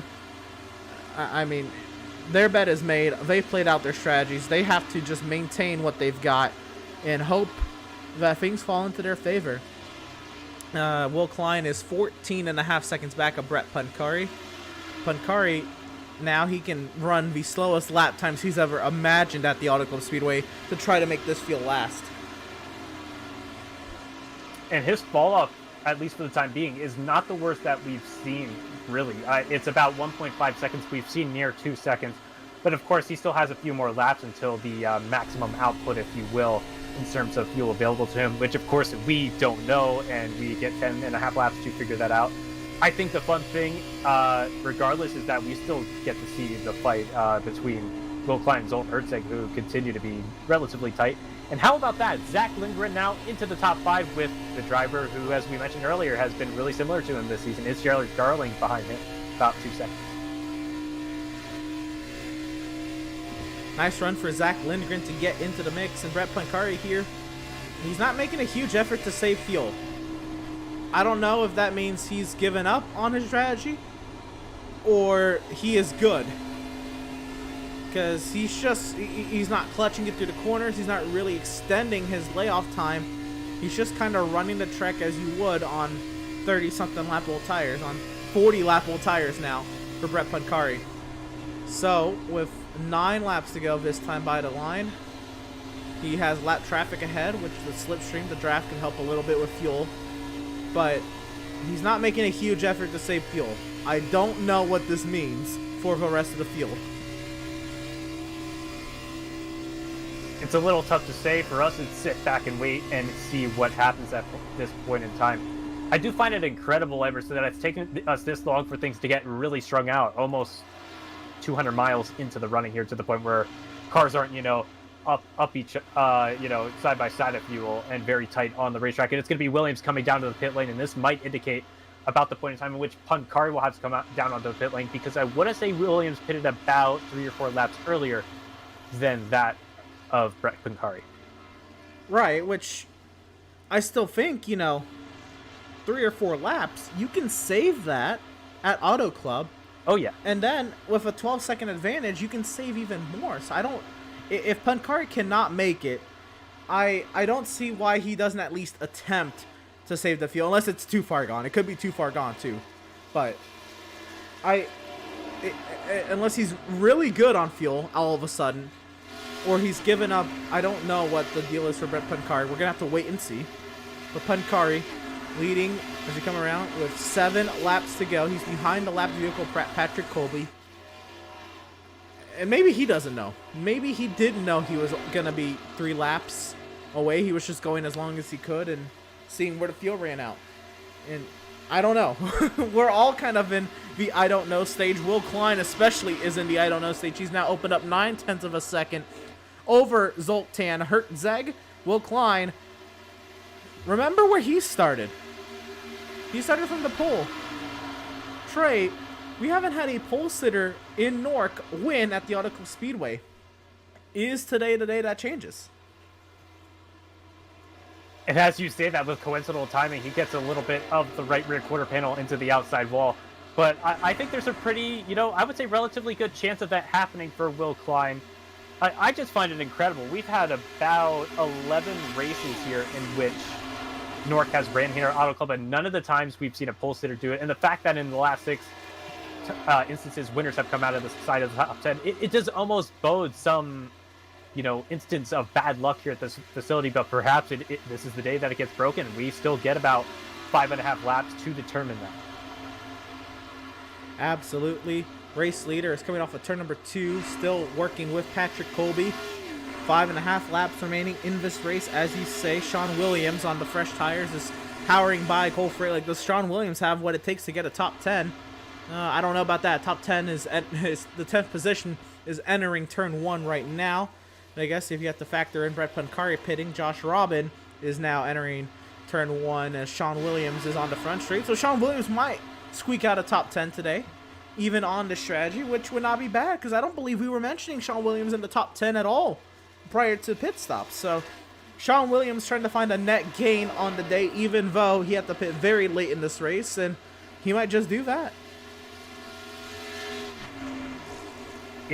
It's gonna take quite a bit of an effort, but no, he's gonna have the freshest tires in the field at this point in time. So I think it would be impressive, especially for the Daytona winner. I want to thank Logan Detweiler for mentioning that earlier. Oh no, that's Cody Miller. I screwed up again. Sean Williams would have been our pole sitter at the Daytona International Speedway. But regardless, here we are, about 4 laps rather to go this time by for Pancari, and we continue to question, is there enough Sunoco race fuel in that tank? This is a 46-lap stint. This has to be a 50-lap stint to cross the line at lap 100. He's got 9 seconds as the advantage. He ran a 44.2 last time around. Will Klein ran a 43.5. Pancari working his way down the back straightaway. Lapped cars ahead. This is something. Pancari works his way through 3 and 4. Oh no, is he slowing up or is this his line? That's his line. I think he's saying, oh, caution on the speedway! This is a real danger zone, though, for Brett Pancari, rather. If the tank is incredibly low, you have to question if he's going to be able to make it around until the pit lane opens, because it's probably going to be, if I would have to imagine, about... Oh, no, they might pit in this time by, because he should be catching the pace car, so he might luck out. But all around, what a brilliant strategy call if he's able to make it around to the pit lane for Brett Pancari. And now we get to see the origin of this incident. Looks like we're going to be focusing on Sheldon Lockie and Tom Mercier onto the entry of turn 1. Oh, cut to the left for Mercier, and that's going to spin Lockie. And boy, it's a cliche, but this really, really changes things. Well, we'll take another look at this incident, and then we will see the pit stops and all of their glory and see what the strategy is here. I can't imagine many people will stay out. Maybe Sean Williams stays out, but we'll see here. Here we go. One more time. Oh, no, we might be blocked here by the buildings, the grandstands. No, we'll get a view of this up above. Similar view. Tom Mercier. I don't I don't quite know. I don't know what to make of this.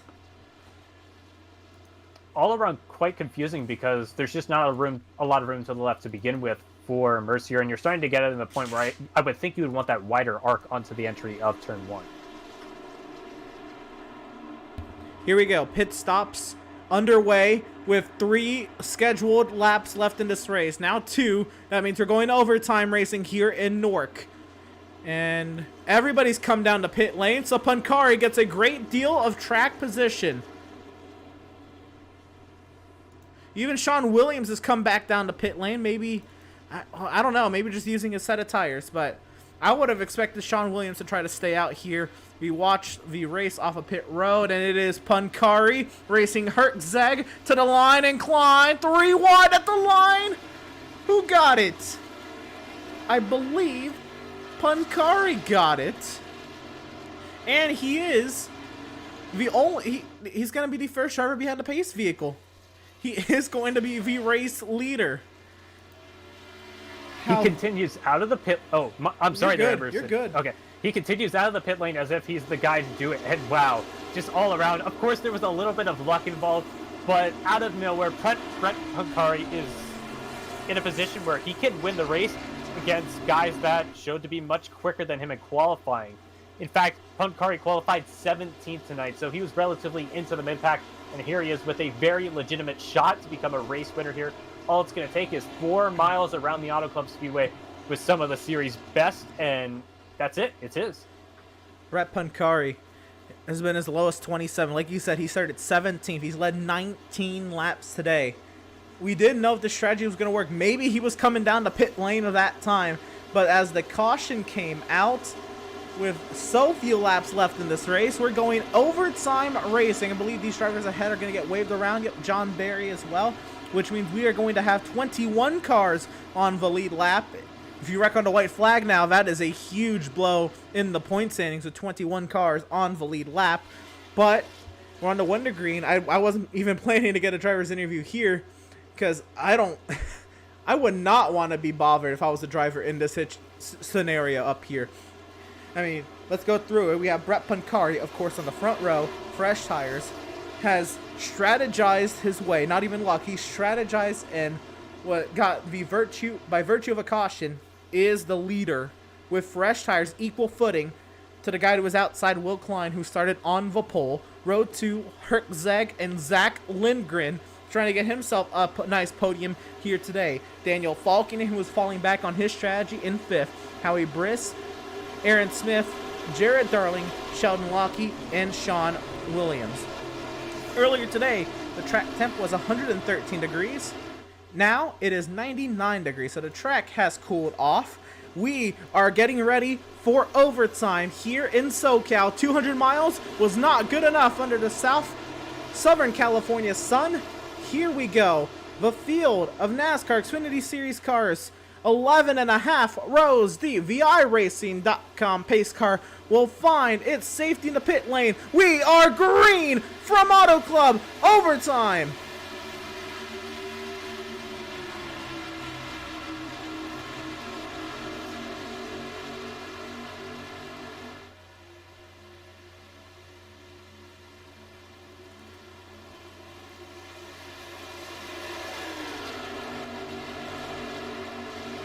Sideways out of turn 2 with Zoltan Hertzeg. A beautiful jump for Brett Pancari. It all comes down to this. Can we make it back to the white? And does Will Klein have anything for Pancari? Will Klein trying to break the curse of the pole sitter here at Auto Club as we come through turns 3 and 4. Can we make it to the start finish line? It is Brett Pancari out in front. White flag is in the air.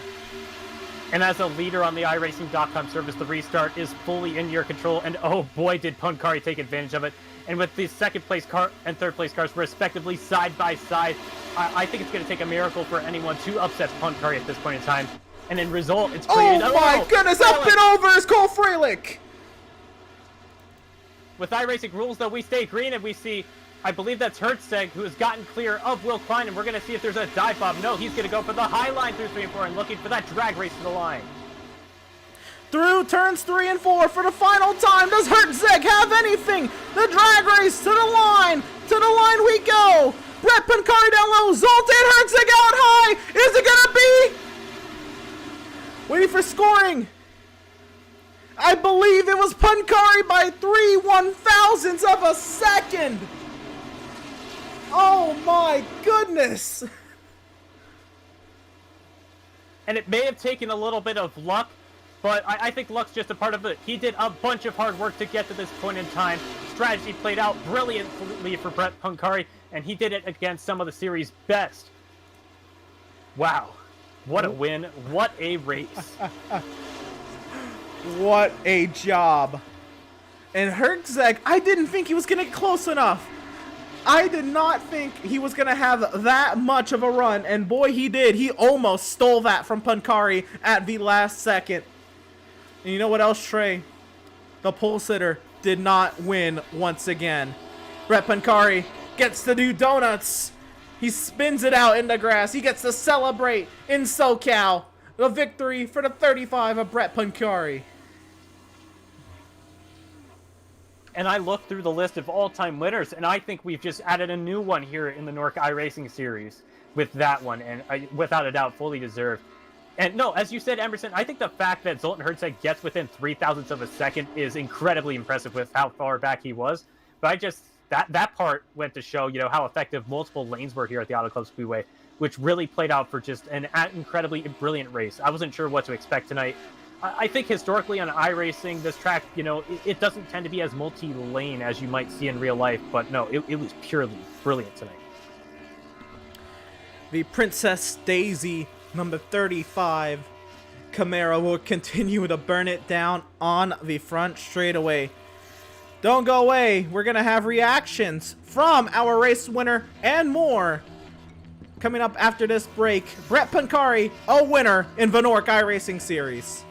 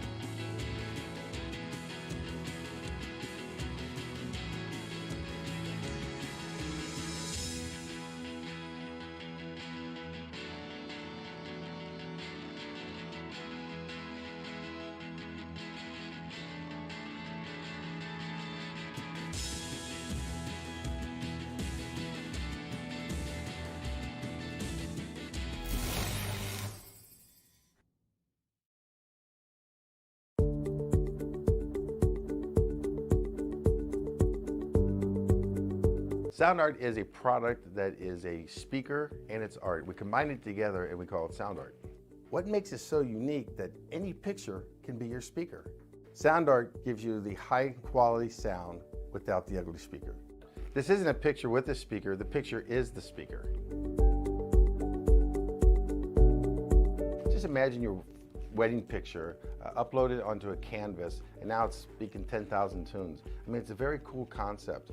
What we like so much about it that you can take anything that means something very special to you, upload it on the canvas, have it hanging up in your room, your balcony, wherever you want to put it, and now it's a speaker. I mean, how cool is that?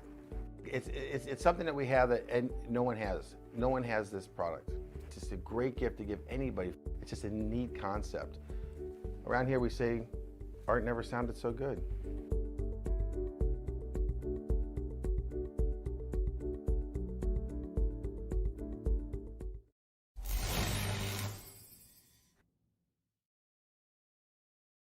After months of quarantine, we're all interested in how we can become our best self. The team at Permanent Makeup and Cryo is here to help you get the flawless makeup look every day without the extra effort or time.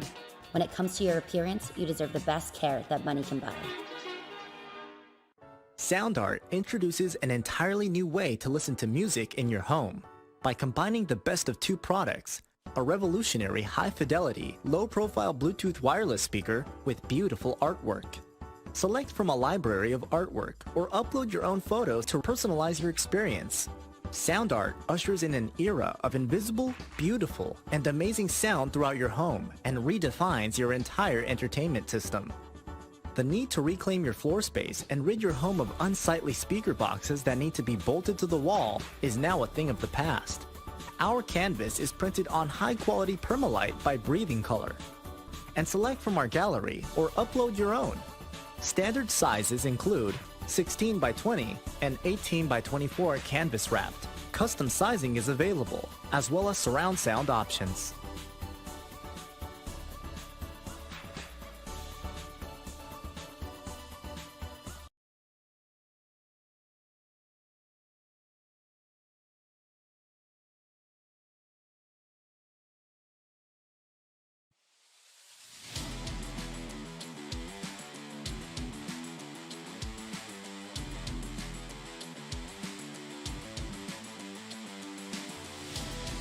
Welcome, race fans, back to the virtual Auto Club Speedway here in SoCal.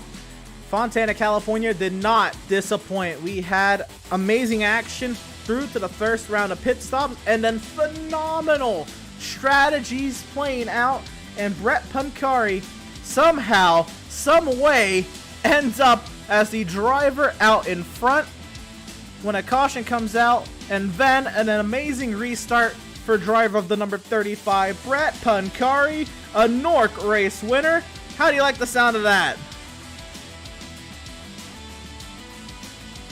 Oh my goodness, I was about to pit when that caution came out, and I had 0.3 gallons left, and I had to clutch it to save it just to make the pit, but oh, that last restart, my arms were absolutely numb because I never won in NORC, and I first started in NORC in like 2016 as like a mostly part-time basis, and still maybe kind of in later on, but I can't believe I finally won in NORC. I finally won. And it's not a Daytona or Talladega because all my league mates have come on those tracks.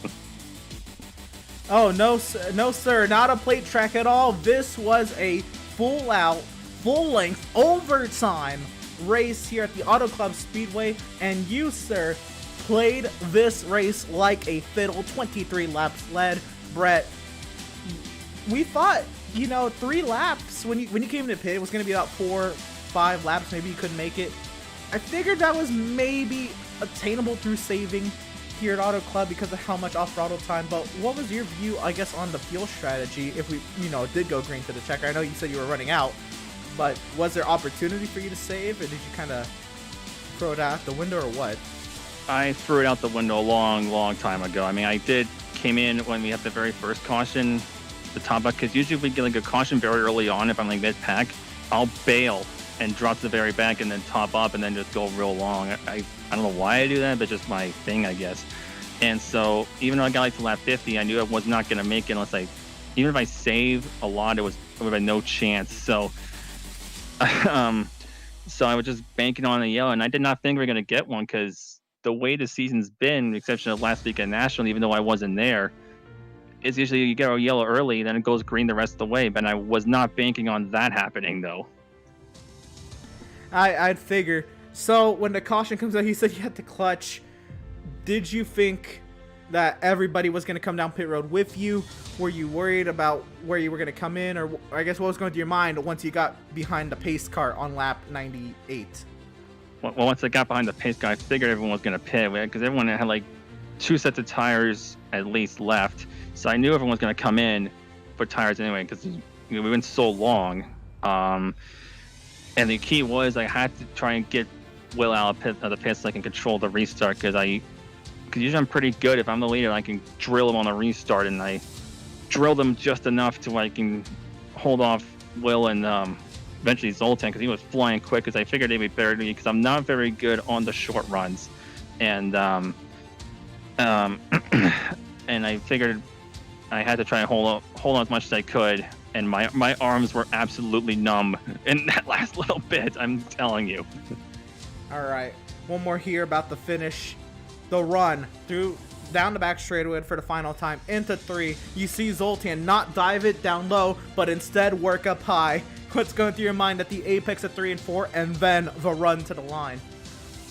I knew the car was going to get tight because I didn't put a lot of fuel in it. I just had enough to get to the end, and I was probably going to be overdriving it regardless, and just to get to diving real hard, but I mean real tight middle off. So I thought about going off to maybe covers only just a hair, but I figured just hoping I get to the inside line better off than Zoltan, and it was just barely enough to hold him off. If it was like a one more lap, he would have definitely had me, because I said I'm not good on the short runs. Well, fuel strategy, an amazingly timed yellow, 3/1000ths of a second. I still don't say that's luck. That was a phenomenal performance, Brett. I won't even ask you about next time out, Dega, because it's Dega. But who do you got to shout out? Who do you got to thank for your first NORC iRacing Series victory? Well, firstly, thank John Barry and everyone involved in NORC for allowing me into the league. I have yet to run like a legit full season. I got close last season, but I had to miss the last couple of races because of work. But they know my situation, and I know at some point I'm gonna be back to like a part-time status anyway. Just a matter of if, but when. But just thanks to John for allowing me into the league, and my teammate, or de facto teammate. We were teammates last year. Zoltan Herzeg, he and I were basically teamed up last season in the 87 Cup cars, and we did very well. And he's always really, really quick, and thanks just for racing me hard, but clean it to the very end. And everyone involved, I raced against in the league, and of course you guys at Pit Stop TV for broadcasting, and of course special thanks to Patricio Esteban at Daco Designs. He's the one who made this Princess Daisy car, and all my Xfinity cars are Princess Daisy. All my next gen cars will be Princess Daisy. My 87 Cup cars are Princess Daisy. It's like my calling card now. So it's like a weird dream I had one night to have a Princess Daisy costume when I was racing. I do have a Daisy costume. I was like, you know what? Let's just do a paint scheme. Why not? Make it so different out there than most of everyone else's. So, but thanks to him for the paint, and just again everyone involved in NORC. Absolutely. Maybe Princess Daisy a little lucky to get to victory lane tonight, but congratulations, Brett. A phenomenal race. Again, played this perfectly, and you end up on the top step of the virtual podium. Congratulations, Brett. Best luck to you in 2 weeks' time at Talladega. Thanks, guys. Yes! Yes! You love to hear it. The raw emotions from our race winner, Brett Pancari. But there's always two sides to every story, especially a photo finish of 3/1000ths of a second. Trey Shuttlesworth is standing by with our second place finisher, driver of the number 96, Zoltan Herzeg. Trey? Thank you, Emerson. And of course, Zoltan Herzeg is a driver we get to speak to a fair bit. He stands near the top of the points standings coming into tonight. And the fact that he's able to storm from 18th to, it would have been about second or third on that last run, was wildly impressive. But Zoltan, 0.003 of a second shy. What led up to that point in which you were coming to the start-finish line just a little bit short? Yeah, on that last restart, I got a decent restart. I tried first gear, and it seemed to work pretty well. And then also on that pit stop, I kind of short-fueled it, just because the car's been stupid loose coming off the corner, and I was able to kind of tighten me up a little bit, and that helped me get that run off of 4. And then I was begging, I was hoping to get that win, but it's really cool that that Brett got that win. He definitely deserved it. He's definitely a good guy. Yeah, that was definitely a pretty feel-good win tonight. We did see you elect going into 3 and 4 on the last lap to go for a wider arc and a higher line. Do you think that would have been the best opportunity available to you to try to go for the win, or do you think the bottom might have also been something that could have given you a shot? If I could have gotten to the gas a little earlier, I wasn't expecting to have that much grip. I knew with the newer tires I was going to have the grip, but not that much. And so I did kind of underdrive 3 and 4. And maybe that little extra could have got it, but you never know. I know throughout the race it was just stupid loose, and I had really nothing for Will. Will was the class of the field. for this one. Without a doubt. So yeah, we talked a little bit about what went down at the end of the race, but I think a big story went all the way back to that early caution that set up for a restart on what would have been about lap 6. Did you have a pretty good idea of what you wanted your pit strategy to be over the course of the next potential 95 laps? You did mention that you short pitted on the last stop. Yeah, I really just wanted to. I was trying to learn the track because I haven't raced this track with whatever surface update that they did. So I was just trying to learn it and try to figure out what the best thing to do was. I was running the middle for a while and trying to keep the right rear on it, but it was just too slow for the long run. But now that I look back at it, I think Brett definitely had the better strategy by pitting on that lap 6 caution or whatever, get that couple extra laps to make it a little bit closer to the end, and that definitely gave him the best chance to win. And I probably should have done that, but I was just then again I was just trying to learn, trying to get see if I can try to gain speed when on the same tires as everybody else. All right, thank you, Zoltan. I appreciate it a lot. Before you head out, I was also wondering, since we'll get a little bit of an off week, we'll get a little bit of a break. If you know, outside of, say, if you want to count the Indianapolis 500 week, it's been pretty non-stop for you guys with NORC. But do you think you're going to be able to utilize any of the momentum from a second place tonight when we go to the unpredictable Talladega duels in a couple of weeks?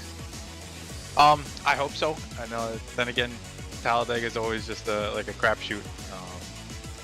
And you just got to try to make it to the end with those races, and even if you make it to the tri-oval on the last lap, going to the checker doesn't mean you're gonna get a good finish, just because it's so unpredictable with these guys. Usually there's a massive wreck at the line, and you never know where you're gonna finish.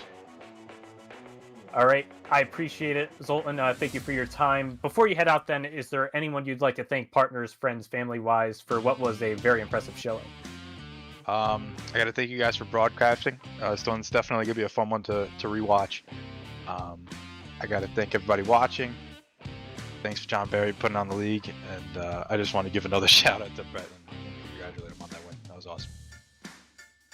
Yep, thank you, Zoltan. Hope to be speaking with you probably in a couple of weeks then. We'll have 2 shots at it at the Talladega Duels. Awesome. Sounds good, man. And that was Zoltan Hertzeg. He's going to finish second place tonight. Emerson, and what was a pretty impressive showing, and we still have one more driver that we get to talk to, and it's someone that is, quite frankly, his stock has really been on the rise. Absolutely, and we bring in driver of the number 85 who got himself a nice solid top 5 finish. And once again, Zach, you're starting to string together these good runs. Not only is this a good run, you tighten up that gap the 3-point gap you had coming into today behind Jared Darling. A lot of positives with today's race here in Auto Club. But Zach, what's your take? Yeah, we had a really good run going on tonight. I was hoping for a P3. It was looking pretty decently for us there until the last caution came out. But usually Auto Club isn't really my greatest track, so really we were just coming in tonight really hoping for a solid run, maybe a solid top 10. And when we found out we started having speed, and I knew I wasn't going to keep up with Will, Zoltan, and Daniel and all them. And Daniel had some bad luck befall him, and Will and Zoltan kind of took off, but they weren't really taking off from me. I was kind of sticking with them, so I figured that I had some speed tonight, and everything was going well. The last caution came out, and I got stuck on the outside on that restart. But you know, for a track that I don't really like, for the cars that were loose and tight all night, I'll take a top 5 and keep that going. So it says here you've been as low as 22nd today. I think that may be pit cycle. But when you were up here, even before pit stops and all that, you were in the top 10 all day. You were fighting in that lead group that was so, I guess, crazy and intense before that first round of pit stops. What was it like in traffic with the new iRacing update and all that it had to bring here at Auto Club?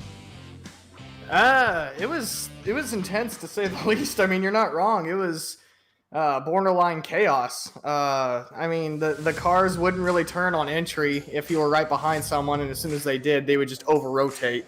Or for me, it felt like they would just over-rotate. They were really loose on the throttle pickup too, so you had to be careful with that. no, like you said, it was just chaos. As soon as you broke free, everything kind of leveled out and you were able to control your car. But if you were in the slightest bit of dirty air, if you were right on the back of someone, you weren't going to go far, especially if you got below them. You could not pass on the low side. There was a few times where I had to throw it in on Tommy to try to pass him, and it just wouldn't happen. He'd get around on the outside. So it was chaos. It was hectic to say the least. But no, man, that was so much fun. I didn't think I'd have that much fun here tonight, but it was exhilarating, and I'm exhausted. Yes, sir. Well, if you are exhausted, you get a week off, a halfway break, if you will, in this 25 race season, right after race number 12. But this, like I said, you're stringing together good runs. What is the outlook for the second half of the season, starting with the Dega duels, and how do you feel about your run into the playoffs and then potentially competing for a championship? If you asked me that 2 weeks ago, I would have told you I'm on the fritz. But after the few good weeks that we've been stringing together, I'm not 100% confident, but we're, like you said, we are stringing together some really good runs, and we just need to keep it up. With the Talladega duels coming up, we need to keep ourselves in one piece and finish those races. I feel like I'm decent at Road Atlanta. I think Road Atlanta's after the second duel, so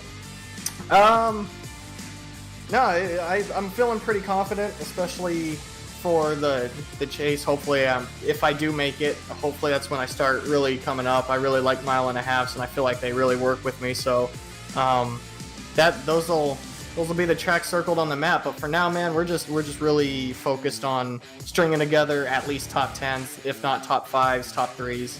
I would like a win, but these guys are so fast and so consistent when they are fast. It's hard to keep up with them sometimes. So we just need to keep stringing together these finishes, top 10, top 5, and I think we'll be in a really good spot for the chase coming up.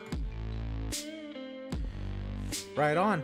Well, congratulations on your top 5 finish here today. Who do you got to shout out? Who do you got to thank for the great run? You know, the coming together, coming to life here in the middle portion of the season. Well, I got to thank Rocky Mountain Elk Foundation for being on the car this week in HMS Motorsport Racecom. A huge shout out to NASCAR Diecast fans for always being on the car. Huge shout out to Elite Motorsports for keeping me in, helping me, always keeping me up no matter where I go and no matter what races I do. You guys up here in the booth doing what you do. Everyone at home watching, I hope we put on a really good show for you all tonight. Let's see. Everyone who puts on the league and everyone who runs in it, making it a really fun league to run. The brave men and women overseas defending us, letting us run here for free. All the first responders that allow us to stay safe in the streets. And that's all I got for right now. Right on. Once again, congratulations on the top 5, Zach. And best of luck to you at Talladega in a couple weeks' time. I appreciate it, sir. Thank you. Absolutely. Driver of the 85. A great top 5 finish for Zach. And yeah, all these drivers seem, Brett and Zach especially seem very just happy to be here. Zoltan, of course, losing out on the 3/1000 of a second photo finish, that's got to sting a little bit. But all of these drivers, once again, just very, content with where they are at the very least. Pancari over the moon with the emotion. I loved hearing that. But Trey, we have some results to go through. And let's take a look at how the rest of the field kind of found their way into the little crevices and where everything was settled by the end of the night. Brad Pancari with the race victory. 3/1000s over Zoltan Herczeg. Will Klein, probably the dominant car, comes home in third. He started on the pole, though. That curse of the pole sitter at Auto Club in this NORC iRacing Series continues. Daniel Falkenham comes home in fourth after falling way far back prior to that caution coming out. Zach Lindgren will wrap up the top 5. Jared Darling 1 spot behind there in 6th. Howie Briss 7th. Sean Williams was able to squeak out a top 10 before pit cycles even started. We weren't even really mentioning Sean Williams in the top 10, so great finish for him. Aaron Smith there in 9th, and Josh Robin will round out the top 10, Trey. And now we get to look beyond the top 10 at some drivers who may have had unfortunate days, or some of these drivers very well could have made up for what could have been early losses. Ariotti will finish in the 11th position, surprisingly only 1.2 seconds back, just shows how close it was in that overtime finish. Next, it'll be Taylor Frey in the 12th position, and I want to say Nicholas Caressel was one of those drivers who was on that alternative strategy that Brent Hungary undertook, but I could be wrong there. 14th place then will be Sheldon Lockey, followed by Patrick Colby in the 15th spot. Dylan Patterson will be in the 16th position, followed by a driver who has misfortunes on that final pit stop. It's Chad Oxendine. He'll finish in the 17th position. John Barry finishes 18th, and then TCB has a lot of misfortune as he goes on to finish in the 19th after being involved in that lap 1 incident. And then Cody Miller, who won at Daytona, will finish 20th tonight here at Auto Club Speedway. We found our way onto the third page, and I have to imagine that Cody Miller being down in 20th was probably part of the wild wreck that Cole Freilich had, and ended up having him 34 seconds behind the leaders. Up and over went Cole Freilich, but the fact that he was still able to cross the finish line is another thing. Cole Freilich will come home in 23rd, the last car in the lead lap. Then we get to Scott Shire and Hayes Booth, who will come home 2 laps down, 22nd and 23rd. Tom Mercier, 24th. James Simmons in 25th. Had great speed early. Tommy Gossett, 26th as well, with Anthony Emery, Aiden Kirker. A lot of those drivers, the 25th through 28th, they were up there in the top 10 early, just not able to seal the deal. Elijah Gracia there in 29th. David Shutt, 30th. And Justin Gable only completed 5 laps in today's event here at the Auto Club Speedway. But Trey, we think of Auto Club and we think maybe, the restarts are pretty exciting, and then you get really spread out, and then we're talking about strategy. And yes, that is essentially what happened, except the restarts and the aftermath of the restarts lasted the 40 laps off the initial stint. We were just given exciting racing from the drop of that restart on lap 5 to the first round of pit stops. That was phenomenal. But Trey, what are your final thoughts from today's race? I guess those 40 and then the work as a whole. Yeah, of course, Everson. All I can do is add on to the praise, both in terms of drivers, car, track, especially the updates that were made on iRacing's end to make this an incredibly racy facility for tonight. I would say historically that Auto Club Speedway has been a place that's been fairly one lane, unfortunately, for the most part. But tonight, as you said, we saw racing all over the racetrack. All lines were available for use at multiple points throughout the run. And in fact, I mean, for all of that first green flag run until we got to a pit stop, we saw cars lined up in a pretty consistent train. And then they got to the corners, and then each driver took the respective line, but it was available to them, and it made a lot of overtaking available to the likes of, say, Zoltan Hertzeg, who stormed from the mid-pack to second place tonight, and there were others that were able to get the job done during that first run. And then, as you said, the restarts, very simply can't be beaten. We saw a ton of incredible drivers do their thing, and it was relatively clean. Only those 2 cautions, and then a little bit of chaos there in the end with the likes of Cole Freilich involved. Absolutely. And we get to it, and we couldn't, put on this great show without the amazing drivers putting on their great performances out on the track. But here at Pit Stop TV, we couldn't make these things go round. We couldn't get these broadcasts up and running without the help and support of our partners like Tucson Sound Art. Your picture, your music. Use promo code PITSTOPTV at checkout for 10% off of your wall-mounted sound art device today. By Race Pace. Pick up pace with Race Pace, a community-driven setup shop and driver development program. By Permanent Makeup in Maine. You deserve the best care that money can buy. By BAM Racing Videos. By a race fan for the racing community. And by Whiplash Media, the official graphic and camera provider of Pit Stop TV. And, well, that'll do it from the Auto Club Speedway. Happy to have had you all here for tonight's action, and we hope you enjoyed tonight's broadcast. Keep up with all of our upcoming broadcasts starting tomorrow night, where we will see another 2-mile oval, that being the Michigan International Speedway, as it will host the IORL IndyCars for 500 kilometers of racing action. Then the high-speed action will continue as we head to the tricky triangle with the MSRA Truck Series this Thursday night, and we hope you're ready to wake up bright and early. This upcoming Sunday morning, Pit Stop TV will debut the North American Racing League with their exhibition race, their prelude at Road Atlanta. NORC action will continue In 2 weeks' time at the Talladega Superspeedway, a pair of 30-lap duels. You'll surely want to join us for that thriller. Be sure to follow us on all of our social media channels, like Facebook at facebook.com/pitstoptv, at Twitter at pitstoptv_, on Instagram at pit_stop_tv, on Twitch at www.twitch.tv/pit_stop_tv, and on YouTube at youtube.com/c/pitstoptv1. For all of us at Pit Stop TV, Trey Shuttlesworth, beside me on the mic, Jacob Zala on social media, I'm Emerson Arden. Thank you for tuning in, and we'll see you next time.